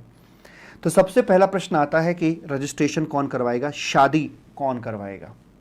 तो जो व्यक्ति को रजिस्ट्रेशन करवाने के लिए लायबल है या रजिस्ट्रेशन वॉलंटरी करवा लेता है तो उसे बोलते हैं टैक्सेबल पर्सन। ये बात आप अच्छे से जानते हैं। और ये जो 3 सेक्शन है, सेक्शन 22, 23, 24, ये मैं आपको टैक्सेबल पर्सन नाम के चैप्टर के अंदर ऑलरेडी करवा चुका हूँ, जहाँ पर बात करते हैं कि सेक्शन 23 के मुताबिक 3 व्यक्तियों को रजिस्ट्रेशन बिल्कुल नहीं करवाना, जो एक्सक्लूसिवली एग्रीकल्चर में एंगेज्ड है, जो कि एक्सक्लूसिवली आरसीएम की सप्लाई में एंगेज्ड है, या जो एक्सक्लूसिवली अपना एग्रीकल्चर हो गया एग्जेम्प्टेड, जो एग्जेम्प्टेड सप्लाईज में एंगेज्ड है, तो उनको जीएसटी भरना ही नहीं है, इसलिए उन्हें कोई किसी प्रकार के रजिस्ट्रेशन करवाने की आवश्यकता नहीं पड़ती है। एक आता है आपको मैंडेटरी रजिस्ट्रेशन करवाना होता है। ऐसी की तैसी जान दो 10-20 लाख की लिमिट को आपको करवाना ही करवाना पड़ेगा, बंदूक की नोक पर। देखिए कभी कभी बंदूक की नोक पर भी शादी होती है, कुछ भी हो, चाहे आपकी लिमिट 10 लाख 20 लाख से नीचे क्यों ना हो, लेकिन फिर भी आपको वहां पर रजिस्ट्रेशन करवाना पड़ेगा। ठीक है जी। तो यहां पर देखा था हमने interstate taxable supply of goods है तो करवाना पड़ेगा, लेकिन हैंडीक्राफ्ट के ऊपर ये बात लागू नहीं होती है। हैंडीक्राफ्ट का रजिस्ट्रेशन भले इंटरस्टेट क्यों ना हो, वो 10-20 लाख के बाद ही होता है। जो भी आपकी सर्विसेज होती हैं उनमें भी 10-20 लाख के बाद ही रजिस्ट्रेशन करवाया जाता है। तो interstate taxable supply of goods है, वहीं पर आपका मैंडेटरी रजिस्ट्रेशन ये करवाना पड़ता है। कैजुअल टैक्सेबल पर्सन हो गया, नॉन रेजिडेंट टैक्सेबल पर्सन हो गए, तो ये तमाम बातें मैं आपसे टैक्सेबल पर्सन नाम का जो चैप्टर है, 4थे नंबर का चैप्टर था, उसमें आपसे मैं डिस्कस कर चुका हूं।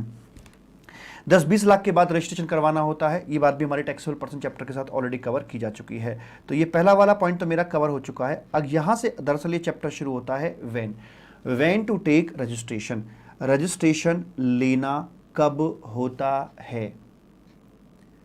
तो कहते हैं कि भाई जब भी आप इसके लायक हो जाते हैं तो उसके 30 डेज के अंदर अंदर आपको रजिस्ट्रेशन के लिए अप्लाई करना होता है।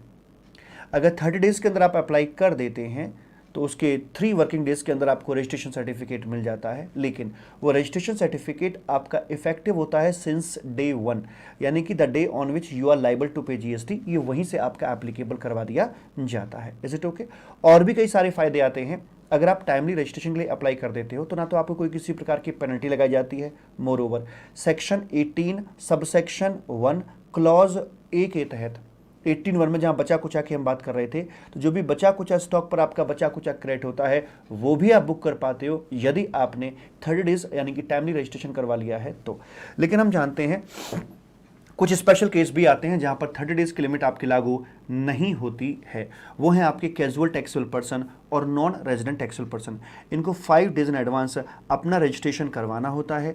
5 डेज इन एडवांस इन्हें जीएसटी का पेमेंट करना होता है। मैंने तो प्रैक्टिकली करवा के दिखा रखा है। जब रजिस्ट्रेशन के लिए अप्लाई करते हैं तो पहले पार्ट ए फिलअप करना होता है, जहां पर आप अपनी रिक्वायर्ड डिटेल्स देते हो। उसके बाद पार्ट बी भरते हो। तो पार्ट बी जब भर रहे होते हैं तो आपके लिए ऑप्शन होता है कि क्या आप कैजुअल टैक्सेबल पर्सन हो। अब जैसे उसे टिक करते हो तो वहां पर एक टेबल आ जाती है कि भाई साहब पेमेंट लाओ एडवांस में। एडवांस जो पेमेंट करना होता है तो जो भी इनकी ग्रॉस लायबिलिटी बनती है minus eligible ITC, estimated eligible ITC, उसे माइनस करने के बाद जो भी नेट लायबिलिटी होती है वो आपको यहाँ पर पे करनी होती है। अगर मान लीजिए भविष्य में आपको लगता है कि आपको मतलब एक तरह से प्रीपेड मैनर हो गया बेसिकली ना, ये प्रीपेड मैनर हो गया, तो आपको एडवांस रजिस्ट्रेशन एडवांस पेमेंट हो गया, तो आपको लगता है कि आपको और जितना पेमेंट आपने जमा किया है लेकिन आपकी एक्चुअल लायबिलिटी से ऊपर चली जाएगी तो आपको बीच में ही और जमा कराना होता है। जैसे प्रीपेड में आपको लगता है कि बेटा बात तो 1 घंटे करनी है, कहीं चल गया था हिसाब किताब, बात तो 1 घंटे करनी, लेकिन टॉक वैल्यू सिर्फ हमारे पास में 10 रुपये की है, तो पहले रिचार्ज करा लो ताकि बीच में फ़ोन ना कट जाए, है ना। तो ये पोस्ट पेड नहीं है कि भाई 1 महीने तक करते रहो बात और फिर बाद में आप पेमेंट कर देना, ये प्रीपेड मैनर का होता है। लेकिन अगर मान लीजिए हमने एडवांस पेमेंट जमा कर दिया लेकिन बाद में अगर वो सेल नहीं हो पाती है, उतना एक्चुअल में जीएसटी नहीं बन पाता, तो कोई बात नहीं, आपको उसका रिफंड अवेलेबल हो जाएगा। जितना भी आपने एक्सेस जमा कर दिया है उसका आपको रिफंड यहाँ पर अवेलेबल करवा दिया जाएगा। ऐसे करके यहाँ पर बातें करी जाती हैं। Same provisions also applicable on non resident taxable person. इन दोनों की जो रजिस्ट्रेशन सर्टिफिकेट है वो 90 डेज के लिए वैलिड रहता है। नॉर्मली जो रजिस्ट्रेशन सर्टिफिकेट्स आपके होते हैं उसके अंदर बाबू आपके नॉर्मली मतलब जो रेगुलर स्कीम के अंदर रजिस्ट्रेशन होते हैं उसमें आपकी एक्सपायरी डेट नहीं दे रखी होती है। ये तो बता रखा होता है कि ये आपका रजिस्ट्रेशन कब से स्टार्ट है, लेकिन ये नहीं बता रखा होता कि वो कब तक चलेगा। लेकिन जो कैजुअल टैक्सेबल पर्सन होता है ना उसके, या नॉन रेजिडेंट टैक्सेबल पर्सन होता है, उसका ये कॉलम भी यहाँ पर भरा हुआ होता है कि ये आपकी जो रजिस्ट्रेशन सर्टिफिकेट है वो कहाँ से कहाँ तक आपका एप्लीकेबल होगा। ये टाइम खत्म होने के बाद में रजिस्ट्रेशन सर्टिफिकेट ऑटोमेटिकली एक्सपायर हो जाता है। इसके लिए अलग से कोई आपको एप्लीकेशन देने की आवश्यकता नहीं पड़ती है, ऑटो एक्सपायर हो जाता है। वैसी वाली बात यहाँ पर करी जाती है। तो मैं बात कर रहा हूँ आपसे कि भाई साहब रजिस्ट्रेशन जो होता है वो कब करवाया जाता है। तो 30 डेज़ की नॉर्मल टाइम लिमिट होगी, 5 डेज़ का बात होगी अपने ये जो कैजुअल टैक्सेबल पर्सन और नॉन रेजिडेंट टैक्सेबल पर्सन है इनके लिए हम बात अपनी करके चल सकते हैं। उसके बाद में आगे बोला जाता है मालिक के इस अच्छा में 90 डेज़ के साथ साथ 90 डेज़ का एक्सटेंशन भी इसमें आगे दिया जा सकता है। आगे बात करते हैं लाइक अगर मैटर हो आपका सर्च सीजर एटसेट्रा का हो तो क्या करके चलोगे, तो कितने दिन में आपको रजिस्ट्रेशन के लिए अप्लाई करना होता है। अगर सर्च और सीजर की बात की जाती है तो अधिकारी वहाँ आपके उसमें ऑफिस में आता है और अधिकारी आके सबसे पहले आपका रोका कर देता है। अधिकारी सबसे पहले आकर आपका रोका कर देता है, टेम्परेरी रजिस्ट्रेशन आपको दे देता है और हिदायत दे देता है कि आपको 90 दिन के अंदर अंदर आपको शादी कर लेनी है, मतलब कि परमानेंट रजिस्ट्रेशन आपको ले लेना है। उसमें भी एक बात है कि अगर आपको लगता है कि आपका रोका ज़बरदस्ती कराया गया है, ज़बरदस्ती आपको शादी के लिए बाध्य किया जा रहा है, तो आप अपील में जा सकते हैं। और अपील वाले भी कहते हैं कि नहीं आपको शादी करानी ज़रूरी है, तो अपील के ऑर्डर के 30 डेज़ के अंदर अंदर फिर आपको शादी के लिए अप्लाई कर देना होगा, रजिस्ट्रेशन के लिए अप्लाई कर देना होता है। तो सर्च सीजर में पहले टेम्परेरी रजिस्ट्रेशन होता है, उसके बाद फिर फाइनली 30 डेज़ या 90 डेज़ एज द केस में भी के अंदर अंदर आपको रजिस्ट्रेशन फाइनली करवाना होता है। तो बोल रहे हैं यहाँ पर आकर कि सर्च सीजर सर्वे के अंदर आपको पहले टेम्परेरी रजिस्ट्रेशन दे दिया जाएगा, उसके बाद फिर आपको शादी के लिए 90 दिन के अंदर अप्लाई करके चलना है। और दूसरी बात ये कि अगर आप अपील में चले जाते हो तो फिर आपको 30 डेज़ के अंदर अंदर फिर वहाँ पर अप्लाई करना होगा। अपील का ऑर्डर आने के 30 डेज़ के अंदर अंदर आपको फिर रजिस्ट्रेशन के लिए अप्लाई वहाँ पर करना होता है। Is it okay? राहुल हैं, संदीप हैं, कोमल हैं, मोहित हैं, राम गोयल हैं, तो सभी लोग हमारे साथ जुड़े हुए हैं। आगे बढ़ते हैं मालिक। Is it okay? पहले बताओ ये समझ में आ गया मालिक कि आपको रजिस्ट्रेशन के लिए अप्लाई कब करना होता है। तो 30 डेज़ का समय हो गया, 5 दिन का समय बंजारों के लिए हो गया और सर्च सीजर के मामले में 30 दिन या 90 दिन एज द केस में भी इस समय के अंदर आपको रजिस्ट्रेशन के लिए अप्लाई करना होता है। हम देख रहे थे रजिस्ट्रेशन सबसे पहले देखा कौन करवाएगा, फिर देखा रजिस्ट्रेशन कब करवाएगा, अब बात आ रही रजिस्ट्रेशन कहाँ करवाएगा, रजिस्ट्रेशन कहाँ पर करवाया जाएगा। तो नॉर्मली जिस स्टेट या यूटी से आप अपना कारोबार कर रहे हैं, जिस स्टेट या यूटी से आप अपना कारोबार कर रहे हैं वहाँ पर ओरिजिन स्टेट या यूटी में ही आपको रजिस्ट्रेशन के लिए अप्लाई करना होता है।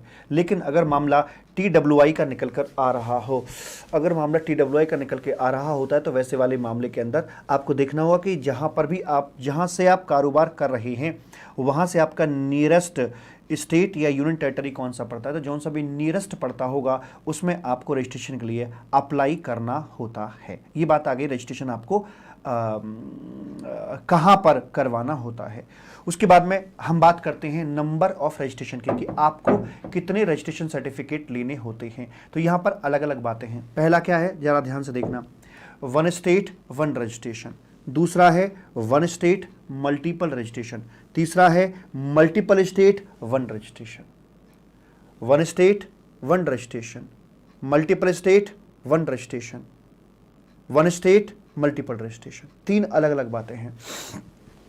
तो ये तो है आपका यहाँ पर जनरल प्रोविजन कि अगर आपका कारोबार एक स्टेट या यूटी के अंदर है तो आप एक रजिस्ट्रेशन से काम चला सकते हैं, तो एक से काम बन जाएगा। अगला आता है 1 स्टेट और मल्टीपल रजिस्ट्रेशन। क्या ये संभव है? बिल्कुल संभव है। अगर आपके मल्टीपल प्लेस ऑफ बिजनेस है तो आपकी खुद की इच्छा पर, ओन विश, आप अपने एवरी प्लेस ऑफ बिजनेस के लिए, लाइक वेयर हाउस है, रिटेल शॉप है, फैक्ट्री है, गोदाम है, जो भी है, आप अपने प्रत्येक प्लेस ऑफ बिजनेस के लिए, बिजनेस प्लेस के लिए सेपरेट रजिस्ट्रेशन ले सकते हैं। लेकिन ध्यान दीजिएगा, जब आप सबके लिए अलग अलग रजिस्ट्रेशन ले रहे हैं तो वो एक दूसरे से डीम डिस्टिंक्ट आपके बन जाते हैं और उसमें इंटरनल कुछ भी मूवमेंट होगा तो उसको भी यहाँ पर सप्लाई बना दिया जाता है। ठीक है। दूसरा SEZ, भले ही आपका सेम स्टेट के अंदर है, मान लीजिए मैं उत्तर प्रदेश की बात कर रहा हूँ, ये यूपी स्टेट है और यहाँ यूपी के अंदर आपकी एक SEZ यूनिट है और यूपी के अंदर आपकी डोमेस्टिक टैरिफ एरिया एक नॉर्मल यूनिट भी है। अगर इन दोनों के बीच में मूवमेंट हो रहा है तो इसे ऑलवेज हम इंटर स्टेट मानकर चलते हैं। इसका कारण ये है कि SEZ के लिए आपको सेपरेट रजिस्ट्रेशन लेना ही पड़ेगा, ये अलग इसका सीन होता है। तो भले ही एक ही स्टेट के अंदर आपकी 2 यूनिट है इंक्लूडिंग SEZ यूनिट, तो SEZ यूनिट का सेपरेट रजिस्ट्रेशन आपको लेना पड़ेगा। ISD के लिए भी आपको सेपरेट रजिस्ट्रेशन लेना पड़ेगा। तो ये आपके हो गए कि वन स्टेट में मल्टीपल रजिस्ट्रेशन आपके यहाँ पर हो सकते हैं। आगे आता है मल्टीपल स्टेट और सिंगल रजिस्ट्रेशन। जी ऐसा भी होता है।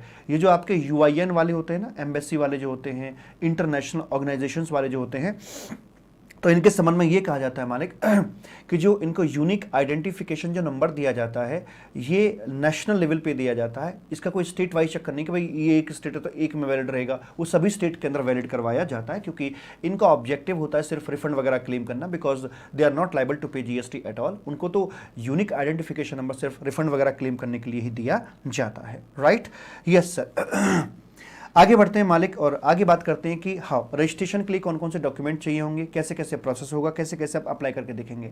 मैंने तो रेगुलर बैच के अंदर आपको पूरा का पूरा रजिस्ट्रेशन करके दिखा रखा है, पूरा प्रोसेस मैंने आपको दिखा रखा है। तो ये परमानेंट, ये जो थ्योरी है ना ये यूँ बन जाती है, प्रैक्टिकल देखने के बाद यूँ हो जाती है थ्योरी, कुछ पढ़ने की जरूरत नहीं पड़ती मालिक। परमानेंट अकाउंट नंबर आपको चाहिए होता है, जो आपको जब रजिस्ट्रेशन का फॉर्म भरते हैं तो उसमें जो पार्ट A आता है तो पार्ट A के अंदर ही आपको परमानेंट अकाउंट नंबर देना होगा। या फिर अगर आप TDS डिडक्टर या TCS कलेक्टर के रूप में रजिस्ट्रेशन ले रहे हैं तो फिर आपको वहाँ पर 10 की देने की जरूरत पड़ती है मालिक, 10 देने की वहाँ पर आपको जरूरत पड़ती है। ठीक है, उसके बाद में अगर आप एक नॉन रेजिडेंट टैक्सेबल पर्सन है तो वहाँ पर आपको पासपोर्ट की आवश्यकता पड़ती है। सारी चीज़ मैंने आपको प्रैक्टिकली पोर्टल पे जाके दिखा रखी कि कहाँ किस डॉक्यूमेंट की जरूरत पड़ती है। जैसे आप वहाँ पर नॉन रेजिडेंट सेलेक्ट करते हैं तो पैन कार्ड वाला या अपना जो 10 वाला होता है ये सब डीएक्टिवेट हो जाते हैं और पासपोर्ट वाला जो ऑप्शन है वो आपका एक्टिवेट वहाँ पर हो जाता है। नॉन रेजिडेंट के केस में आधार की रिक्वायरमेंट नहीं होती तो आधार वाला भी वहाँ पर आपका डीएक्टिवेट हो जाता है। वैसे करके जहाँ तक सवाल है आधार का, तो आधार भी आपको ऑथेंटिकेट करना पड़ता है। पूरा प्रोसेस क्या होता है मैं अभी कुछ देर में आपको बताने वाला हूँ। आधार का पूरा चक्कर क्या होता है अभी कुछ देर में बताने वाला हूँ। लेकिन आधार इंडिविजुअल का होता है, कंपनी का आधार नहीं होता। जो भी इंडिविजुअल्स हैं, अगर मेरा प्रोप्राइटरशिप के केस में है तो एक इंडिविजुअल जो मैं हूं उसका मेरा आधार जाएगा। दूसरा, अगर मैं पार्टनरशिप फर्म हूं तो जो पार्टनर है उनका जाएगा आधार। अगर कंपनी है तो जो डायरेक्टर है उनका आधार साथ में लगाया जाता है। अगर HUF है तो जो उसका करता है तो उसके आधार की वहां पर जरूरत पड़ती है मालिक। तो रजिस्ट्रेशन कैसे करवाएंगे? पार्ट A फिलअप करना होता है आपको, जिसमें आपसे पूछता है कि भाई मोबाइल नंबर दीजिए, ईमेल आईडी दीजिए और अपना पैन दीजिए। इन तीनों के वेरीफाई करने के लिए मोबाइल नंबर और ईमेल के लिए OTP आता है और जो पैन है आपका वो ऑटो वेरीफाई वो करके चलते हैं। तो इसके बाद आपका पार्ट A भर जाता है। पार्ट A भरने के बाद TRN जनरेट होता है, tax payers identification number. TRN के जरिए आप पार्ट B जो है, उसी फॉर्म का पार्ट B जो है वो भरना शुरू करते हैं। जब वो पार्ट आप भरते हैं तो वहां पर अगर आप कैजुअल टैक्सेबल पर्सन तो ऑप्शन आता है कि if you are a casual taxable person. अगर हाँ आप कैजुअल टैक्सेबल पर्सन है तो वहां पर आपको टिक करना होता है और जैसे ही आप वहां पर टिक करते हैं तो फिर आपसे वो एडवांस की जो डिटेल है वो मांगता है कि आपने एडवांस पेमेंट किया तो आप उसकी डिटेल दीजिएगा। यानी कि पेमेंट हो जाने के बाद ही आपकी रजिस्ट्रेशन की एप्लीकेशन कंप्लीट हो सकती है, बिना पेमेंट के आपकी रजिस्ट्रेशन की एप्लीकेशन कंप्लीट नहीं हो सकती in case of casual taxable person में। Right, yes sir. बाबू मैं कह रहा हूं कि पोर्टल जब आप देख लेते हैं तो आपका लिखने का ढंग बदल जाता है, अंदाज आपका बदल जाता है, आपकी कलम में प्रैक्टिकल अप्रोच आ जाती है वैसे करके।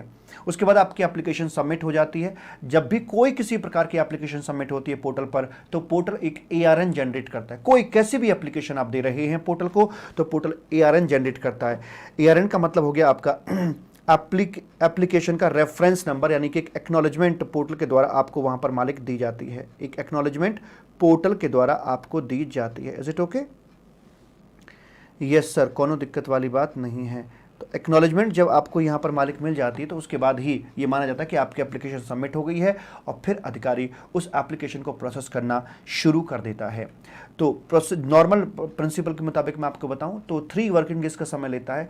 3 वर्किंग डेज के अंदर अंदर या तो वो आपको रजिस्ट्रेशन सर्टिफिकेट ग्रांट कर देगा, और अगर मान लीजिए 3 वर्किंग डेज के अंदर वो नहीं कर पाता या मान लीजिए आपकी एप्लीकेशन के अंदर कुछ कमी थी तो वो आपके लिए एक डेफिशिएंसी नोटिस इशू कर देगा 3 वर्किंग डेज के अंदर। यानी अधिकारी के जो पहला रिएक्शन होगा वो 3 वर्किंग डेज के अंदर होगा कि या तो आरसी देगा या फिर डेफिशिएंसी दे देगा। तो अगर डेफिशिएंसी आई है तो फिर उसके डेफिशिएंसी मिलने के, नोटिस मिलने के 7 डेज के अंदर आपको रिप्लाई देना होता है, और आपका रिप्लाई सबमिट हो जाने के 7 डेज के अंदर अधिकारी इस पर फर्दर अपना रिएक्शन देता है, या तो आरसी देगा या फिर डेफिशिएंसी देगा, या तो हाँ करेगा या ना करेगा, जो भी है यहाँ पर करवा दिया जाएगा। अब इसमें आकर आपका आधार का भी सीन बन जाता है। तो अमेंडमेंट क्लास के अंदर मैंने आपको प्रॉपर्ली आधार की सारी बात और अच्छे से डिटेल में यहाँ पे करके बताई थी।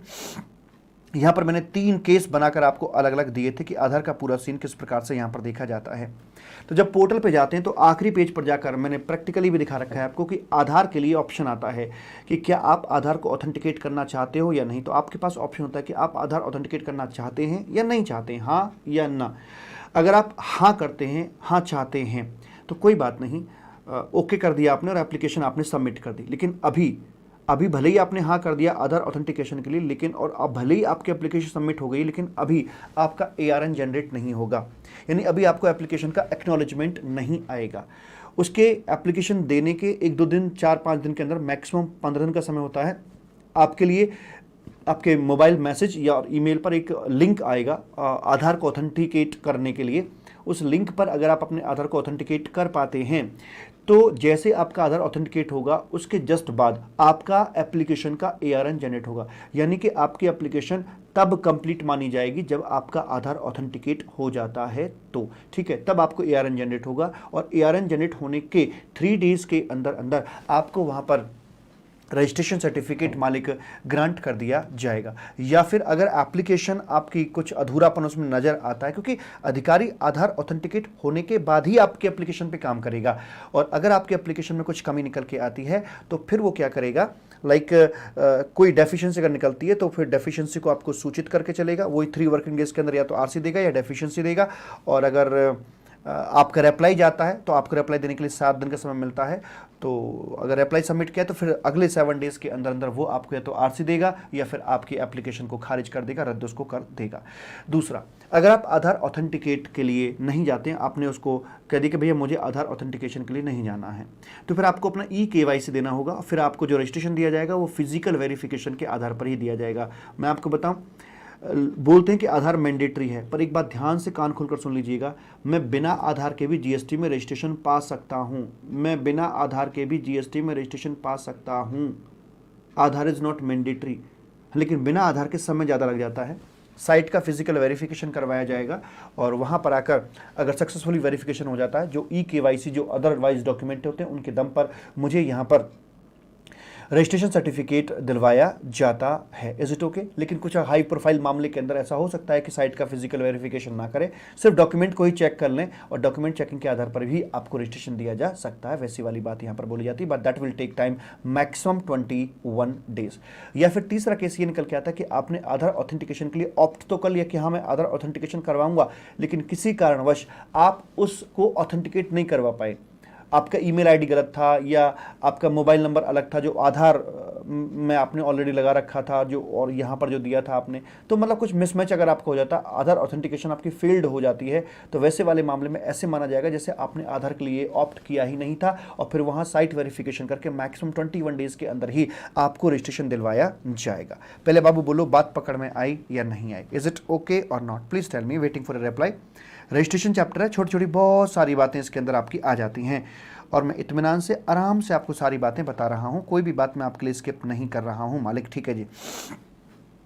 रजिस्ट्रेशन सर्टिफिकेट जो आएगा वो आपका GSTR 6 नाम का फॉर्म है, उसके अंदर आता है कुछ ऐसा होता है GSTR 6 आपका, जिसमें आपका लीगल नेम आएगा, कंपनी का नाम क्या है, ट्रेड नेम क्या है, कॉन्स्टिट्यूशन क्या है, फर्म है, कंपनी है क्या, एड्रेस क्या है, कब से कब तक वैलिड रहेगा, कब से वैलिड है ये तो सब में आता है, लेकिन कब तक वैलिड रहेगा तक की जो डेट है ये आपकी कैजुअल टैक्सेबल पर्सन और नॉन रेजिडेंट टैक्सेबल पर्सन के अंदर ही आती है। Expiry date, otherwise expiry date आपकी नहीं पूछी जाती है। और आप ध्यान दीजिए, अगर आप टाइमली अप्लाई करते हैं रजिस्ट्रेशन के लिए तो आपका वो डे 1 से the day on which you are liable to pay GST, वहाँ से ये आपका इफेक्टिव हो जाता है। और अगर आप टाइमली अप्लाई नहीं कर पाते तो जिस दिन आपको RC मिलती है उस दिन से ही आपका वो इफेक्टिव हो पाता है। आगे बात करते हैं कि जो स्ट्रक्चर ऑफ रजिस्ट्रेशन क्या होता है। उसके जो पहले 2 डिजिट होते हैं, ये वाले जो 2 डिजिट होते हैं ये आपके स्टेट कोड होते हैं, जैसे कि 09 यूपी का स्टेट कोड है। उसके बाद जो अगले यहाँ पर डिजिट्स होते हैं 10 डिजिट जो हैं AALCA820, ये जो हैं आपके ये परमानेंट अकाउंट नंबर होता है, कंपनी का परमानेंट अकाउंट नंबर ये वाला है।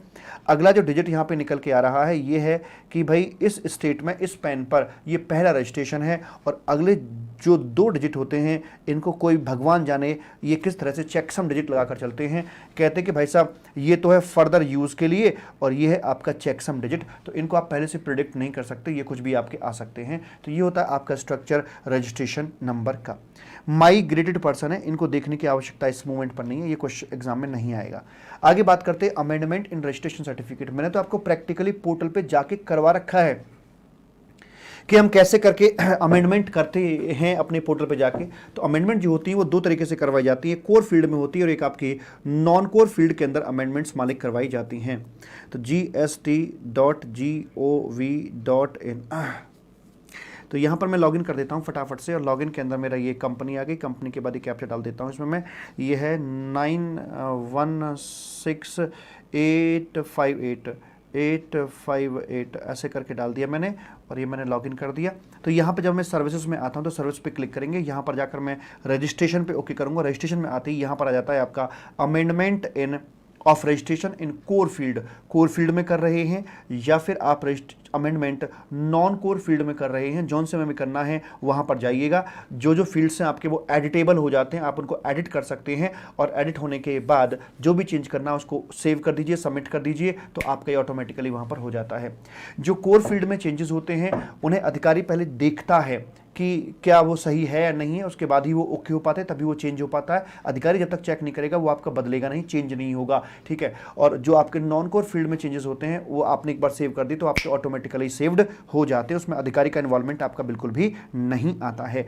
अब बात आती है कि आपके ये जो कोर फील्ड है वो कौन कौन से हैं। बिजनेस का नाम आपका बदल रहा है, एड्रेस आपका चेंज हो रहा है, डायरेक्टर पार्टनर में कोई चेंज आ रहा है, तो यहाँ पे कोर फील्ड में चेंज होते हैं। और बाकी आपके जो लाइक फ़ोन नंबर बदल गया, ईमेल आईडी चेंज हो रही है, ये आपके नॉन कोर फील्ड अपने होते हैं, तो इनमें आपका ऑटोमेटिकली हो जाता है, यहाँ पर अधिकारी के अप्रूवल की आवश्यकता नहीं पड़ती है। अमेंडमेंट के बाद अगला नंबर आता है आपका कैंसिलेशन ऑफ रजिस्ट्रेशन। अगर शादी एक या रजिस्ट्रेशन एक शादी है तो ऑब्वियस सी बात है यार, उसका कैंसिलेशन एक तलाक के तौर पे है, डाइवोर्स के तौर पर है। डाइवोर्स कौन देता है, पति या पत्नी? देखिए डाइवोर्स कोई भी दे सकता है, पत्नी भी दे सकती है, पति भी दे सकते हैं, तो कोई भी दे सकते हैं। तो यहाँ पर अगर हम शादी की बात कर रहे हैं तो पत्नी कौन है, तो पत्नी है बेसिकली यहाँ पर डिपार्टमेंट, और पति है यहाँ पर टैक्स पेयर। तो ये भी एप्लीकेशन दे सकता है कि भैया मैं इस संबंध को आगे नहीं कंटिन्यू करना चाहता, और पत्नी भी कह सकते हैं ऐसी की तैसी में जा, तू भाड़ में जा, तू भाड़ में जा, तू मेरे लायक ही नहीं था, तू मेरे लायक ही नहीं था, तू ठीक से काम नहीं करता है, तू पैसे ला के नहीं देता है, हाँ मेरे पैर नहीं दबाता है, तू ऐसे, तू तो गंदा पति है, तू भाग यहाँ से, हैं। ये भी इसको धुतकार सकती है, निकाल सकते हैं, दोनों की तरफ से बात की जा सकती है। तो वैसे करके ऑन एप्लीकेशन, तो आना ऑन एप्लीकेशन कौन दे रहा है, ऑन एप्लीकेशन, ये तो प्रार्थना ही कर सकता है ना, ऑन एप्लीकेशन तो प्रार्थना ही कर सकता है, और पत्नी ऑर्डर देगी यहाँ पर आकर। तो एप्लीकेशन कि भाई अब मुझे इस शादी को कंटिन्यू करने की कोई आवश्यकता नहीं है, जैसे काम धंधा ही करना बंद कर दिया तो पैसे कहाँ से ला के दूंगा, तो इससे तलाक ही बेहतर है। या बिजनेस ट्रांसफ़र कर दिया है, किसी और के नाम पर कर दिया है बिजनेस, या अब मेरी जो सप्लाई हैं वो कंप्लीटली एग्जेम्प्टेड हो गई हैं, अब जीएसटी की बात नहीं होगी, तो आपका हमारा संबंध रखने का कोई फ़ायदा नहीं होगा। तो मतलब बेसिकली बिजनेस बंद हो गया है, या किसी कारण से पैन चेंज हो जाता है, या फ्यूचर में आपकी जीएसटी लायबिलिटी नहीं है, तो आप अपने मैरिज सर्टिफिकेट को सरेंडर करवा सकते हो, यानी कि रजिस्ट्रेशन सर्टिफिकेट को सरेंडर की एप्लीकेशन दे सकते हो। फिर अधिकारी से चेक करते हैं, और चेक करते कोई ड्यूज़ वगैरह आपके पेंडिंग तो नहीं है, अगर पेंडिंग है तो उनका पेमेंट होने के बाद में फिर मालिक आपका रजिस्ट्रेशन का जो कैंसिलेशन उसे एक्सेप्ट कर लिया जाता है, और आपका नाम रजिस्टर से काट दिया जाता है। दूसरा, यहाँ पर आकर प्रॉपर ऑफिसर यानी कि अधिकारी यानी कि पत्नी भी कह सकती कि जाओ तुम मेरे योग्य नहीं हो, भागो यहाँ से, मुझे तलाक चाहिए। तलाक मतलब सीधी बात ये है, तलाक के कई सारे कारण हो सकते हैं कि जैसे मान लीजिए पति वाहियात हो गया है, रिटर्न फाइल नहीं करता, कई कई महीने बीत जाते हैं, घर से बाहर रहता है, कह रहा तू बाहर निकल, तू अब बेकार हो गया, निकल यहाँ से। तो लगातार 3 क्वार्टर अगर कंपोजिट डीलर है और 9 महीने तक उसका आता पता ही नहीं कि है, घूम कहाँ रहा है, वाहियात हो गया है ये, तो ऐसे वाले मामले में पत्नी को तलाक देने का अधिकार है। या फिर रेगुलर स्कीम का बंदा है और 6 महीने तक अता पता नहीं है, उसका कोई खोज खबर नहीं है, रिटर्न वगैरह फाइल नहीं करता, कुछ बताता नहीं है, तो पत्नी को तलाक देने का अधिकार है।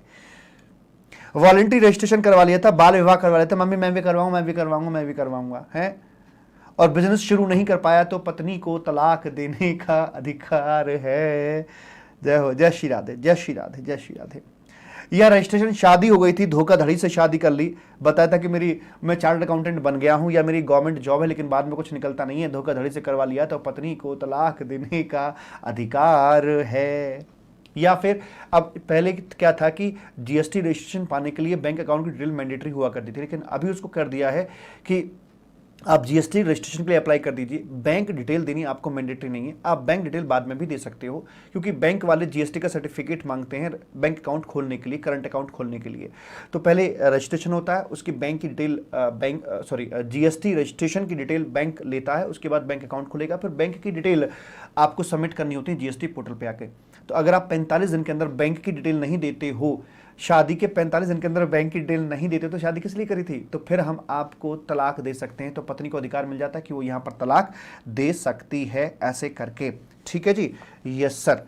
तो ये हमारी बातें हैं, तो कुछ इस प्रकार के, लेकिन फिर भी पति को अपॉर्चुनिटी ऑफ बीइंग हर्ट तो यहाँ पर दी जाएगी, सुनवाई का मौका तो पक्का पक्का दिया जाएगा कि हे पत्नी तुम ये क्या कर रही हो, ऐसे नहीं, मैं तो बर्बाद हो जाऊंगा, मैं कहाँ जाऊंगा, है?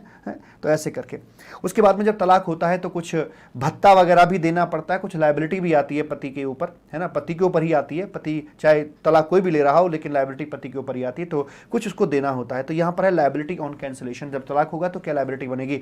तो कहते कि भाई साहब ये बताओ, आपके जो भी इनपुट वगैरह हैं उनके संबंध में आपका बचा कुचा जो आईटीसी है, चाहे वो इनपुट के संबंध में हो, चाहे वो आपका कैपिटल गुड्स के संबंध में, कैपिटल गुड्स को प्रोपोर्शनेटली मंथली प्रोपोर्शनेट करके देखना, तो वहां पर आपका जो भी बचा कुचा आईटीसी है वो, और जो भी आपके इनपुट कैपिटल गुड्स जो भी आपका स्टॉक पड़ा हुआ है उस पर जो आउटपुट जीएसटी बनता है वो, इन दोनों में से जो भी अधिक है उतना आपको पे करना पड़ेगा, उतना आपको अभी यहाँ पर पे करना पड़ेगा, उसके बाद ही आपका यहाँ पर तलाक स्वीकार किया जाएगा। ऐसे करके यहाँ पर बात करते हैं। लेकिन कभी कभी क्या होता है मालिक कि जो कैंसिलेशन की अर्जी चली जाती है, लेकिन कैंसिल हो जाता है, लेकिन फिर उसका रिवोकेशन भी हो जाता है, मतलब दोबारा से भी शादी कर लेते हैं। आपने देखा होगा कि लोगों को तलाक हो गया लेकिन कुछ समय बाद फिर हुआ कि नहीं यार चलो फिर से शादी कर लेते हैं। तो ये है फिर से शादी की, ठहरो ठहरो ठहरो ठहरो ठहरिए, फिर से दोबारा से शादी कर लेते हैं, फिर से कोर्ट मैरिज कर लेते हैं इस बार, ठीक है ना। इस बार से वैसे 7 फेरे नहीं लेते हैं, कोर्ट मैरिज कर लेते हैं। तो ये है रिवोकेशन ऑफ कैंसिलेशन, कैंसिलेशन का खंडन करवाना। तो उसके लिए आपको एप्लीकेशन देनी पड़ेगी। किसको एप्लीकेशन देनी पड़ेगी? पति को ही एप्लीकेशन देनी पड़ेगी। एप्लीकेशन शब्द पति के लिए है और पत्नी के लिए शब्द आता है ऑर्डर। हाँ, तो वैसे करके एप्लीकेशन देगा कि पत्नी जी इसको जो तलाक हो गया है इसको खारिज कीजिएगा और वापस से हम पुनः वैसे ही ज़िंदगी जीना चाहते हैं। तो पत्नी के पास जब एप्लीकेशन पहुंचेगी तो पत्नी देखेगी कि भाई क्या है, तो वो देखेगी यार ये बताओ ये तलाक हुआ क्यों था, कैंसिलेशन हुआ क्यों था। अगर मान लीजिए कैंसिलेशन हुआ था नॉन फाइलिंग ऑफ रिटर्न की वजह से, तो अधिकारी पूछेगा क्या आपने रिटर्न फाइल कर दी, कह रहे अभी तो फाइल नहीं करी, तो फेंक के मारेंगे एप्लीकेशन को, ऐसी की तैसी भाग यहाँ से। अबे जिस वजह से तेरा कैंसिलेशन हुआ था उस वजह को तूने अभी तक ठीक नहीं किया है और तू मुंह उठा के चलाया यहाँ पे कि आप मेरा रिवोकेशन कर दीजिए। पहले अपनी सारे के सारे रिटर्न फाइल कर, टैक्स जमा कर, उसके बाद विनती कर, गिड़गिड़ा यहाँ पर आकर, है फिर हम सोचेंगे कि क्या करना है, रिवोकेशन देना है या नहीं देना है। ठीक है, तो वैसे करके रिवोकेशन की एप्लीकेशन कैंसिलेशन के 30 डेज में फाइल की जाती है। अधिकारी पुनः 30 डेज का समय लेता है उसको ठीक करने के लिए। अगर यहां पर जो कैंसिलेशन होता है वो 2 तरीके से हो सकता है। कैंसिलेशन प्रोस्पेक्टिवली हो सकता है, कैंसिलेशन रेट्रोस्पेक्टिवली भी हो सकता है।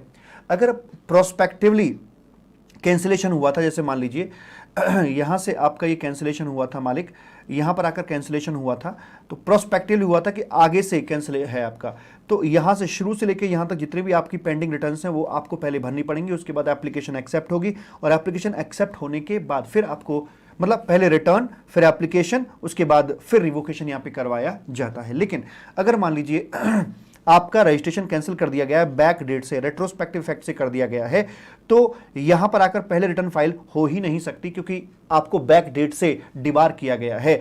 तो वैसे वाले मामले के अंदर पहले क्या करेंगे कि एप्लीकेशन एक्सेप्ट कर लेंगे, उसके बाद रिवोकेशन कर देंगे। रिवोकेशन होने के बाद आपको तमाम पीरियड की रिटर्न और जीएसटी का पेमेंट 30 डेज ऑफ रिवोकेशन के अंदर करना होता है, वरना फिर से तलाक वहां पे करवा दिया जाएगा।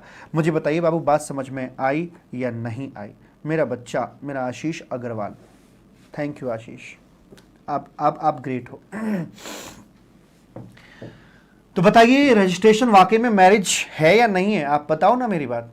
मतलब इसमें सारी की सारी जो बातें हैं, रोका करना, तलाक होना, रजिस्ट्रेशन होना, चेंजेस करने, अमेंडमेंट्स आने, वो सब उसी से जुड़ा हुआ है, उसी का बंधन है, और वही सारी चीज़ यहाँ पर निकल कर आपकी आ जाती हैं हमारे। अब कुछ छोटी मोटी बातें यहाँ पर और रह जाती हैं, जैसे कि आरसी डिस्प्ले करोगे कि आप शादीशुदा हो, ये पट्टा पहन के गले में घूमोगे, ये जहां भी जरूरत है आप इस चीज को शो करो कि आप शादीशुदा हो, ताकि किसी और के साथ धोखा ना दे सको आप कि आपकी शादी अभी नहीं हुई है, ठीक है। ऐसे करके आप उसे दिखाओगे, जो आपका बोर्ड लगा हुआ है शोरूम का, प्रेमिसेस का, तो वहां पर आप इसे ऐसे डिस्प्ले करोगे, दुनिया के सामने जग जाहिर करोगे कि आप एक रजिस्टर्ड आदमी हो, आप एक शादीशुदा हो, ठीक है जी। उसके बाद में आपके जितने भी डॉक्यूमेंटेशन होगी, सारा का सारा काम डिजिटली होगा। ऑल द डॉक्यूमेंट अपने डीएससी के माध्यम से वेरीफाई किए जाएंगे, आपके अपलोड किए जाएंगे। अगर डीएससी आपके पास में नहीं है तो फिर जो ओटीपी होता है, इलेक्ट्रॉनिक वेरिफिकेशन कोड, ईवीसी जिसे बोल सकते हैं हम, उसके माध्यम से किया जाएगा। फिजिकल वेरिफिकेशन किया जा सकता है, सर्च और सीजर के अभियान आपके लिए चलाए जा सकते हैं। और due to like search seizure से मुझे याद आया, मैं आपको बताऊं, सर्च सीजर स्पेशलिस्ट मैं आपको दिखाता हूं। पिछले 6 साल से भाई साहब इन्होंने दिल्ली एनसीआर के अंदर ना तहलका मचा रखा है। मैं आपको दिखाता हूं, जो सर्च सीजर स्पेशलिस्ट हैं, सर्च सीजर स्पेशलिस्ट दिखाता हूं, ये रहे, ये हैं joint commissioner Shri Narendra Yadav ji, joint commissioner intelligence GST के। और मैं इनसे अपने अपकमिंग रेगुलर बैच में मैं इनको अपनी क्लास के अंदर लेकर आ रहा हूं, डिटेल में बतियाने के लिए। पूरा सर्च और सीजर मैं आपको पढ़ाऊंगा, पहले पूरा आपके माइंड में सेट कर दूंगा, फिर आपके मन में जो प्रैक्टिकल क्वेरीज हैं वो आप पूछेंगे। और ये आपको अपना जितना भी 6 साल का इनका एक्सपीरियंस है, हालांकि इनका 2007-8 के ये आईआरएस अधिकारी हैं, लेकिन सर्च और सीजर में पिछले 6 साल से ये इन्वॉल्व हैं। जैसे कुछ होते हैं ना पुलिस में एनकाउंटर स्पेशलिस्ट, तो आप वो मान के चलिए इनको आईआरएस के फील्ड के अंदर, ठीक है। तो इनका पूरा एक्सपीरियंस हम लेंगे यहाँ पे। मैंने इनसे बात हुई है और ये क्लास माने के लिए तैयार हैं। तो आराम से 2 घंटे 3 घंटे जितना भी हमें समय चाहिए होगा, इनके साथ हम बैठेंगे और पूरा एक्सपीरियंस शेयर करेंगे कि एग्जैक्टली क्या होता है, कैसे होता है। कुछ घटनाएं जो इनकी अपने लाइफ में रही, उनका बिल्कुल कि हमने ऐसे किया, फिर ऐसे किया, यहाँ ये हुआ, इनका पूरा एक्सपीरियंस जानेंगे, ताकि जो एडमिनिस्ट्रेशन वाला पार्ट है उसमें हमें और मजबूती मिले और अच्छे से समझ में हमको आ जाए, ठीक है। कमिश्नर सर हैं, उनको भी हम अपनी लेकर आएंगे, क्लास के अंदर लेकर आएंगे, मेरी उनसे भी बात हो चुकी हैं। तो असिस्टेंट कमिश्नर, डिप्टी कमिश्नर, ये हमारे जो न्यूली क्वालिफाइड हैं, इनको भी हम बात करेंगे कि भाई आप शो कोज नोटिस कैसे फ्रॉड मानते हो, कैसे व्यक्ति को ऑनेस्ट मानते हो, आप अपना होमवर्क कैसे करते हो। ये तमाम बातें अपने अपकमिंग रेगुलर बैच में लेकर हम आ रहे हैं, ठीक है मालिक। तो क्योंकि हर बार कुछ नया होना चाहिए यार, वरना चीज़ें नीरस हो जाती हैं, बोरिंग हो जाती हैं। तो वैसे करके हमारी बात है। तो यहाँ थे हम, यहाँ थे। तो physical verification due to failure of Aadhaar authentication, अगर आधार ऑथेंटिकेशन के लिए आपने ऑप्ट नहीं किया है या वो फेल हो जाता है, तो फिर फिजिकल वेरिफिकेशन के बाद ही रजिस्ट्रेशन दिया जाता है। तो अधिकारी बेसिकली इंस्पेक्टर आता है इस वाले मामले के अंदर, या फिर किसी और कारण से भी फिजिकल वेरिफिकेशन आपका करवाया जा सकता है, चाय पीने के बहाने। तो वहाँ पर जो भी आएंगे फिजिकली वेरीफाई किया जाएगा, बिल्डिंग को देखेंगे, फोटो वोटो खींच के ले जाएंगे और 15 दिन के अंदर अंदर जाकर वेबसाइट पर उसको अपलोड करवा दिया जाता है। वैसे करके बात करी जाती है। Sir ji, I cleared CA with 63 marks, old syllabus. I say thank you Manpreet Kaur, thank you Manpreet. उसके बाद आगे बढ़ते हैं मालिक। तो ये इस प्रकार से हमारी सारी बात हो जाती है। ये सर्कुलर यहाँ पर दे रखा है और सर्कुलर को आप एक बार देख सकते हैं, खुद से भी देख सकते हैं। सर्कुलर को पूरा एनालाइज भी मैंने करके दिया था। तो यहाँ पर आकर आपका चैप्टर कंप्लीट हो जाता है। तो कुल मिला के 9 यहाँ पर सेक्शंस आते हैं। सेक्शन नंबर 22, 10 लाख, 20 लाख या 40 लाख के बाद रजिस्ट्रेशन करवाना है। सेक्शन 23, नो मीन्स सिर्फ नो होता है। और सेक्शन नंबर 24, मैंडेटरी रजिस्ट्रेशन। 25, 26, 27, 25 के अंदर आता है आपका like PDC, procedure for registration. 26 में आता है डीम्ड रजिस्ट्रेशन। 27 में कैजुअल टैक्सेबल पर्सन और नॉन रेजिडेंट टैक्सेबल पर्सन का रजिस्ट्रेशन। 28, 29, 30, 28 में अमेंडमेंट है, उसके बाद कैंसिलेशन है और उसके बाद रिवोकेशन की बातें वहां पर करी जाती हैं। मालिक मुझे बताइए, बात समझ में आई या नहीं आई? Please tell me, waiting for your reply, please tell me. IRS अधिकारियों को पढ़ाने से हमें जो सबसे बेहतर जो बेनिफिट मिला है वो ये है कि हमारी डिपार्टमेंट में अच्छी खासी बात होती है और वहाँ जो अधिकारी हैं हम उनके पास जाते हैं और उनको अपने पास बुलाएंगे हम यहाँ पर। हम अपना अनुभव उनको दे रहे हैं और उनका अनुभव हम यहाँ लेंगे और दोनों अनुभव आपको मिलेंगे, ताकि आप टेबल की दोनों साइड को जान जाएं। जब आप सी बन के बाहर निकलें तो आपको टेबल के दोनों साइड का पता हो कि इधर तो क्या है और उधर क्या होता है, वो सारी चीज़ें। ठीक है, तो मेरा ये मानना है कि जब आप सी बन के निकलो तो एक कंप्लीट परिपक्व सी बन के आप निकलने चाहिए। ठीक है मालिक? यस सर, डन सर, कोई दिक्कत वाली बात नहीं है। आगे बढ़े मालिक, आगे बढ़ जाए प्रभु। हाँ सर जी, बढ़ जाओ आगे। तो आगे जो आपका चैप्टर आता है वो है मैनर ऑफ पेमेंट का चैप्टर।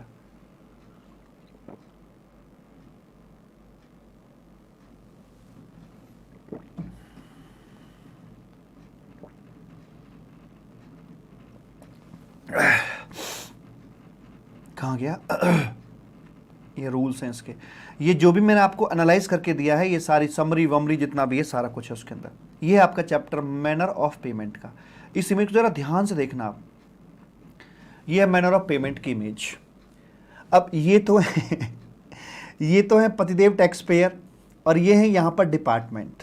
ठीक है साहब, पति कह रहा पैसे निकाल भी रहा है लेकिन देने का इच्छुक नहीं है, गुस्से में भरा बैठा है, पर पैसा तो देना पड़ेगा। पत्नी का रिएक्शन देख लो।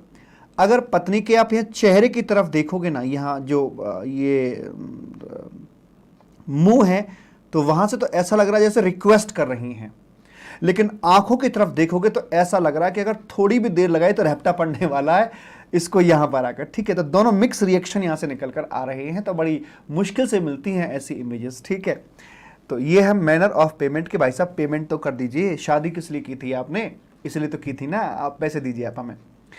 तो इसके लिए आपके जो सेक्शंस यहाँ पर आते हैं वो आते हैं मालिक सेक्शन नंबर 49, 50। 49 में पूरा पेमेंट का स्ट्रक्चर बताया जाएगा, जितने भी आपके लेजर हैं उनके बारे में बताया जाएगा, और मैनर ऑफ पेमेंट कैसे, मतलब आईटीसी को कैसे इस्तेमाल करते हैं, पहले कौन से ड्यूज भरने हैं, वो सब आपको यहाँ पर बताया जाएगा। ठीक है, उसके बाद में फिर सेक्शन नंबर 50 आएगा जो इंटरेस्ट कैलकुलेशन सिखाएगा। 51 टीडीएस की बात करेगा, 52 टीसीएस की आपसे बात करेगा, 53 और 53A internal transfer of funds की आपसे बात करने वाले हैं। ठीक है, तो मैं इस चैप्टर की शुरुआत बेसिकली पोर्टल से करता हूं। 1 घंटे का समय मेरा पोर्टल पे लगता है और पोर्टल से 1 घंटे में पोर्टल से पूरा चैप्टर मैं सिखा देता हूं। उसके बाद थ्योरी पढ़ते हैं, तो थ्योरी यूं लगती है आसान कि अच्छा बेटा ये मामला है। तो यहां पर आकर सबसे पहले जो हमारी लॉगिन में एक बार कर देता हूं, हल्का सा दिखाऊंगा मालिक, हल्का सा। पता नहीं ये मन ना मानता नहीं है, ऐसा मन करता है कि चलो बच्चे को पहले यार पोर्टल से तो दिखाऊं यार एग्जैक्टली क्या हो रहा है। पोर्टल से दिखाने के पीछे मेरा पता प्राइम ऑब्जेक्ट क्या है। प्राइम ऑब्जेक्ट ये कि थ्योरी समझ में आती है। हां, थ्योरी समझ में आती है, रट्टे नहीं मारने पड़ते थ्योरी के, बैठती दिमाग में, सेट होती है अच्छे से। हां, 471118। अब चूंकि रिवीजन क्लास है तो भाई मैं बस झलक ही दिखा सकता हूं और तो कुछ नहीं कर सकता। सर्विसेज में आइएगा, पहले लेजर देखते हैं। लेजर आपका हो गया ई कैश लेजर हो गया। तो ई कैश लेजर आपको कुछ ऐसा दिखता है मालिक, जैसे ये है यहाँ पर, और मैं अगर इसको यहाँ लेके चलूँ तो ये ई कैश लेजर होता है। और ई कैश लेजर के अंदर अपनी अलग अलग पॉकेट्स बनी हुई होती हैं, जैसे टैक्स, इंटरेस्ट, फी, ये वो। टैक्स कौन सा tax, IGST, CGST, SGST, UTGST। Interest किसका, CGST, SGST, UTGST किसका क्या है। इस प्रकार से 20 पॉकेट बनी हुई हैं। जैसे मान लीजिए ये एक्सेल शीट हो गई आपकी, अगर यहाँ पर ये 443 रुपीज़ ये लिखा हुआ है तो ये किसके हैं 443 रुपीज़, ये IGST का इंटरेस्ट वाले पॉकेट में पड़ा हुआ है। और जो मशीन है भैया, जब आप यूज़ करने बैठोगे तो ये 443 रुपये आप यूज़ कर सकते हो IGST का इंटरेस्ट भरने के लिए ही, क्योंकि ये ई कैश लेजर है। और ई कैश लेजर ऐसे मान के चलो जैसे आपका पेटीएम का वॉलेट होता है। अगर मुझे पेटीएम वॉलेट से कोई भी पैसा देना होता है तो first of all I need to add some balance. अगर मेरा सफिशिएंट बैलेंस पेटीएम वॉलेट में नहीं है तो मुझे कुछ बैलेंस ऐड करना पड़ेगा। ऐड करने के बाद ही मैं आगे पार्टी को पेमेंट कर सकता हूं। तो ये होता है आपका ई कैश लेजर। यहां पर आकर एक होता है मालिक आपका यहां पर ये ई लायबिलिटी रजिस्टर। ई लायबिलिटी रजिस्टर जो होगा इसके ना आपके ये 2 पार्ट्स होते हैं, पार्ट ए होता है, पार्ट बी होता है। जिन्होंने पोर्टल नहीं देखा वो शायद पहली बार देख रहे होंगे ये चीज, इतना सब कुछ होने के बावजूद भी। पार्ट ए के अंदर आती हैं आपकी रिटर्न रिलेटेड लायबिलिटीज, यानी कि जो सेल्फ असेस्ड लायबिलिटीज हैं जो आपने रिटर्न के माध्यम से बताई हैं वो आपकी यहाँ पर आती हैं। और जो other than return related liabilities हैं वो पार्ट 2 में आती है, यानी कि अधिकारियों की तरफ से। यानी कि जो पति ने लायबिलिटी बताई कि मेरी ये लायबिलिटी है वो पार्ट ए में आएगी, और इसके ऊपर पत्नी ने कहा कि नहीं आप ये छुपा रहे हो, ये भी होनी चाहिए जो डिमांड ऑर्डर ऑर्डर पत्नी निकाला, वो पत्नी वाली लायबिलिटीज आपकी पार्ट 2 के अंदर यहां पर रिफ्लेक्ट करी जाती हैं। तो अगर आपको यहां से देखना है तो वो पूछेगा भाई साहब बताओ डिमांड ऑर्डर या डिमांड आईडी बताइए, तब मैं आपको बताऊंगा। हालांकि मेरी कंपनी कोई डिमांड आज तक नहीं निकली है, ना ही मैं उल्टे पुल्टे काम करता हूं, जो मेरा डिमांड ऑर्डर निकले तो वो उसके माध्यम से यहां पर देखी जा सकती है कि आपकी कितनी डिमांड निकली हुई है। और तीसरा होता है मालिक आपका यहां पर लेजर्स के अंदर इलेक्ट्रॉनिक क्रेडिट लेजर, यहां पर आपका ये होता है, जो भी आपको जिस समय का देखना है वो आप यहां पर आकर सर्च कर सकते हो। तो किसी भी पीरियड का आप यहां पर लेजर मालिक आकर देख सकते हो, वैसे करके हम अपनी बात कर पाते हैं, राइट। कहां से कहां तक आपको लेजर देखना है वो आपको यहां देखने के लिए मिल जाता है। प्रेम से बोलेंगे राधे राधे, ठीक है। जैसे यहां पर देख सकते हैं अभी आप, तो मेरा जो क्रेडिट लेजर है इसके अंदर बैलेंस कुछ भी नहीं पड़ा हुआ है, 1 अप्रैल से 15 अप्रैल तक के बीच में बिल्कुल न्यूट्रल पड़ा हुआ है। Serial number, date, reference, tax period, description, opening ये वगैरह, ट्रांजैक्शन टाइप वगैरह भी कुछ भी इसके अंदर नहीं है। तो जहां पर भी है आप देख सकते हैं कि कितना क्रेडिट क्या बनता है, सारी चीजें यहां पर अवेलेबल होती हैं। अब वो क्या कह रहा है सुनो जरा। और जब आप पेमेंट करने के लिए जाते हो, जब आप GSTR 3 भी फाइल करते हो ना, तो पहले आप अपने लीजर्स को देख लीजिए। आपका ई लायबिलिटी, अगर मान लीजिए आपका लायबिलिटी रजिस्टर के अंदर 20,000 का बैलेंस दिखाई दे रहा है और आपका यहां पर आकर जो ई क्रेडिट लेजर है, ई क्रेडिट लेजर के अंदर आपका लाइक 6,000 का बैलेंस है, तो आपके ई कैश लेजर के अंदर आपका कम से कम 14,000 होना चाहिए। मान लीजिए एज ऑफ नाउ आपके पास सिर्फ 4,000 पड़े हुए हैं, लेकिन आपको पता है कि जब आपको पेमेंट करना ई कैश लेजर से 14,000 रुपए का, तो आपको यहां पर 10,000, ये वाला 10,000 आपको फर्स्ट ऑफ ऑल डिपॉजिट करना पड़ता है। आपको डिपॉजिट करना पड़ेगा, सफिशिएंट बैलेंस बनाना पड़ेगा। ये डिपॉजिट होने के बाद फिर आप अपनी इस लायबिलिटी को पे ऑफ कर देते हो वाइल फाइलिंग GSTR 3B। बात को समझना मालिक, यहां इस मूवमेंट पर आकर आप GST का पेमेंट कर रहे हैं, GST पेमेंट आप यहां कर रहे हैं, और यहां जो कर रहे हैं ये आप बैलेंस ऐड कर रहे हैं अपने ई क्रेडिट लेजर के अंदर। जब आप बैलेंस ऐड करते हैं तो आपको एक ना चालान बनाना पड़ता है मालिक। आप यहां पेमेंट्स के सर्विसेज के अंदर जाते हैं और सर्विसेज में जाके पेमेंट्स में जाएंगे, पेमेंट्स में जाके क्रिएट चालान करते हैं। तो यहां आप जब चालान क्रिएट करोगे ना मेरे बच्चा, तो यहां पर आकर आप प्रोसीड्स अपना कर जाते हैं, तो यहां पर आपको चालान का फॉर्म मिल जाता है कि आप जो भी अपना चालान बनाना चाहते हैं वो आप यहां पर बनाइएगा। तो मैंने बहुत सारे चालान अपने पहले बना रखे हैं, चालान हिस्ट्री में दिखा सकता हूं।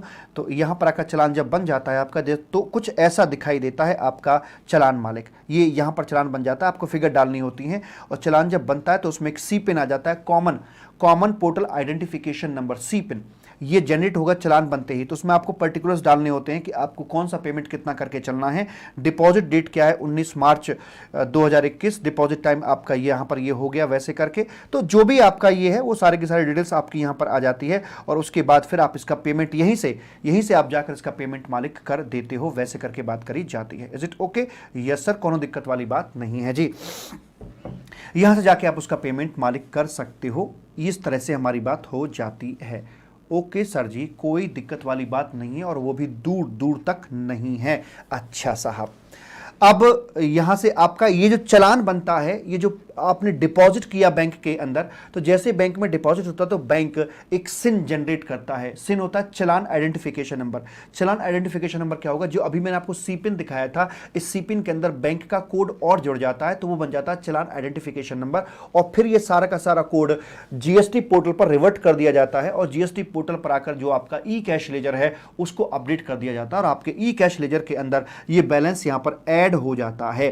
तो जो चालान वगैरह सब क्रिएट किया जाता है, ये बैलेंस डिपॉजिट करने के लिए उसमें किया जाता है, और जब सफिशिएंट बैलेंस आपके इसमें आ जाए तो फिर आप GSTR 3 भी फाइल करते समय उसका पेमेंट कर सकते हो। मैंने सारी चीज आपको प्रैक्टिकली करके दिखा रखी है मालिक। ठीक सर जी। तो यहां पर जो बात आती है, बैकग्राउंड के तौर पे मैं आपको दिखाना चाहता हूं क्या होता है कि यहां आपकी ये लाइक ITC यहाँ पर ये बनता था, आपकी आउटपुट टैक्स लायबिलिटी बनती है। GSTR 1 आपने फाइल कर दिया, लायबिलिटी क्रिएट हो गई है। तो आप उसका जो कैसे करते हैं, ई कैश लेजर के अंदर फर्स्ट ऑफ ऑल आप डिपॉजिट करके चलेंगे, इस वेबसाइट पे जाएंगे, यूजर ID पासवर्ड डालेंगे, सर्विसेज पे जाएंगे, वहाँ पर पेमेंट पे क्लिक करेंगे, वहाँ पर क्रिएट चालान करेंगे, वहाँ आपका सी पिन बन जाएगा। सी पिन के बनने के बाद आप ऑनलाइन या ऑफलाइन पेमेंट कर दोगे, और पेमेंट करने के बाद फिर वहाँ से जो बैंक से सिन आएगा वो आपका पोर्टल को अपडेट किया जाएगा, और वहां से आपका लेजर अपडेट हो जाएगा। जो सिन है वो है चालान आइडेंटिफिकेशन नंबर, जिसमें आपका जो सी है ये तो सी पिन होता है, सी पिन के अंदर ही बैंक का कोड जुड़ जाता है। सीपिन के अंदर ही बैंक का कोड जुड़ जाता है और आपका चालान आइडेंटिफिकेशन नंबर बन जाता है वैसे करके।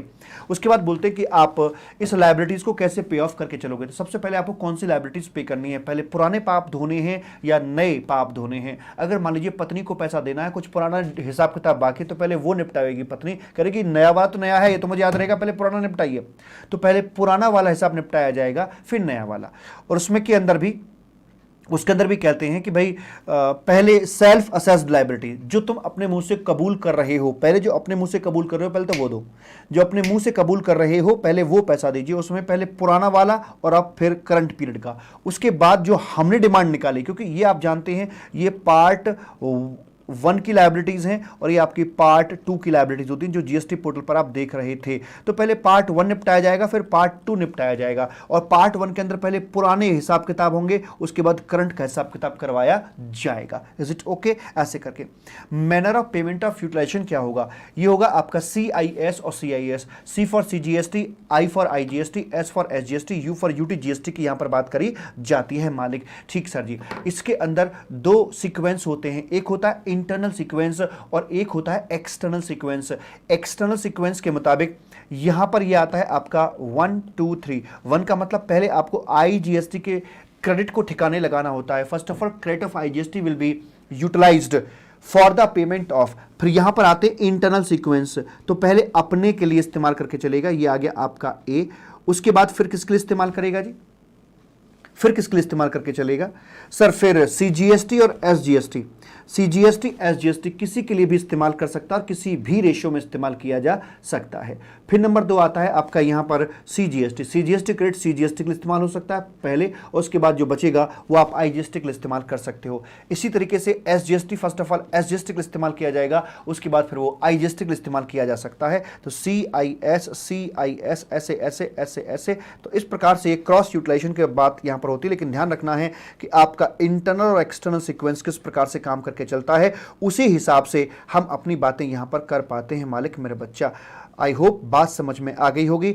आ गई है तो हाँ बोलो, हाँ हाँ सर जी हाँ। ठीक है साहब, तो ये हमारी बात यहां तक हो जाती है और उसके बाद फिर चर्चा आती है आपकी। ये सब लिखा हुआ है, आपको डिपॉजिट करना है अपने ई कैश लेजर के अंदर, और उसके बाद में यूज़ या adjust on filing of return आप उसे यूज़ कर पाएंगे। ई क्रेडिट लेजर के बारे में आपको बता रखा है। उसके बाद मैनर ऑफ यूटिलाइजेशन आपका यहाँ पर दिया हुआ है, और उसके बाद में फिर क्वेश्चन आंसर थोड़ा करके बता रखे हैं, मतलब आई मीन टू से कि कुछ प्रैक्टिस के लिए एक यहाँ पर क्वेश्चन आंसर आपको करके दे रखे हैं। उसके बाद में आता है आपका सेक्शन नंबर 50। सेक्शन नंबर जो 50 आता है ना मालिक, उसके अंदर क्या बोला गया है, इंटरेस्ट की बात कर रहे हैं। इंटरेस्ट के अंदर ये बोला गया है कि सुनो भैया मेरे लाल मेरे कबूतर, कि अगर आप पेमेंट लेट कर देते हो, डिले कर देते हो, तो वहाँ पर पत्नी कहेगी, ये रही पत्नी कहेगी देखो कि दुष्ट तो टाइम से आया क्यों नहीं है, अगर तूने लेट कर दिया है, तेरा टाइम कितने बजे आने का था, तू कितने बजे आ रहा है, आपको इसका ब्याज यहाँ पर देना पड़ेगा। तो ब्याज पहले क्या था कि ग्रॉस जो आपकी लायबिलिटी बनती थी उस पर आपको ब्याज देना होता था, लेकिन अभी उसे नेट लायबिलिटी पे कर दिया गया है। तो वैसे करके यहाँ पर बात की जाती है, लेकिन ध्यान रखिएगा ये मामला सिर्फ सेल्फ असेसमेंट के लिए। अगर रीअसेसमेंट का मामला बनता है तो फिर वहाँ पर ग्रॉस के ऊपर ही आपको इंटरेस्ट का पेमेंट करना होता है। एक चीज़ और ध्यान रखना, जरा शब्दों को ठीक से पढ़ना। In respect of supply made during a tax period, मान लो जनवरी का है, जनवरी के महीने में आपने सप्लाई करी है, and declared in the return for the said period, और जनवरी की ही रिटर्न में आपने उसको दिखा दिया, जनवरी की सप्लाई को जनवरी की रिटर्न में दिखाया, लेकिन पेमेंट लेट हुआ।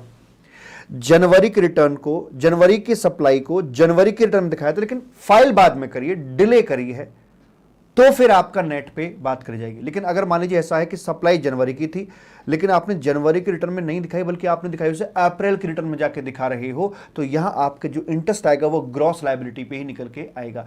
तो नेट पे तभी आएगा जब जिस महीने की आपकी सप्लाई थी उसे उसी महीने की रिटर्न में आपने दिखाया, भले ही बिलेटेड किया है, लेकिन उसी महीने की रिटर्न में आपने शो किया था, तो ही आपको नेट के ऊपर पेमेंट करना पड़ेगा, अदरवाइज नहीं। ठीक है जी, यस सर, कोनो दिक्कत वाली बात नहीं है सर जी।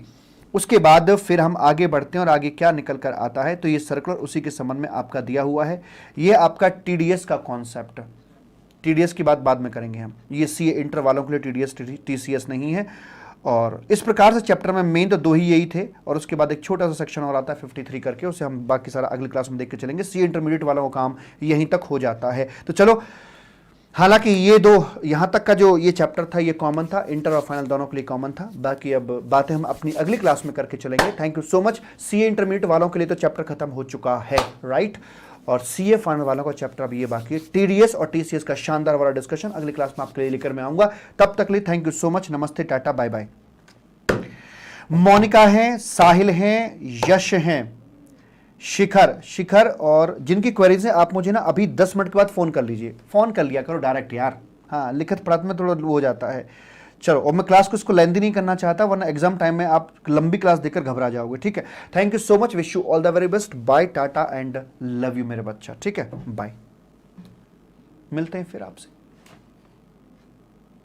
बाय।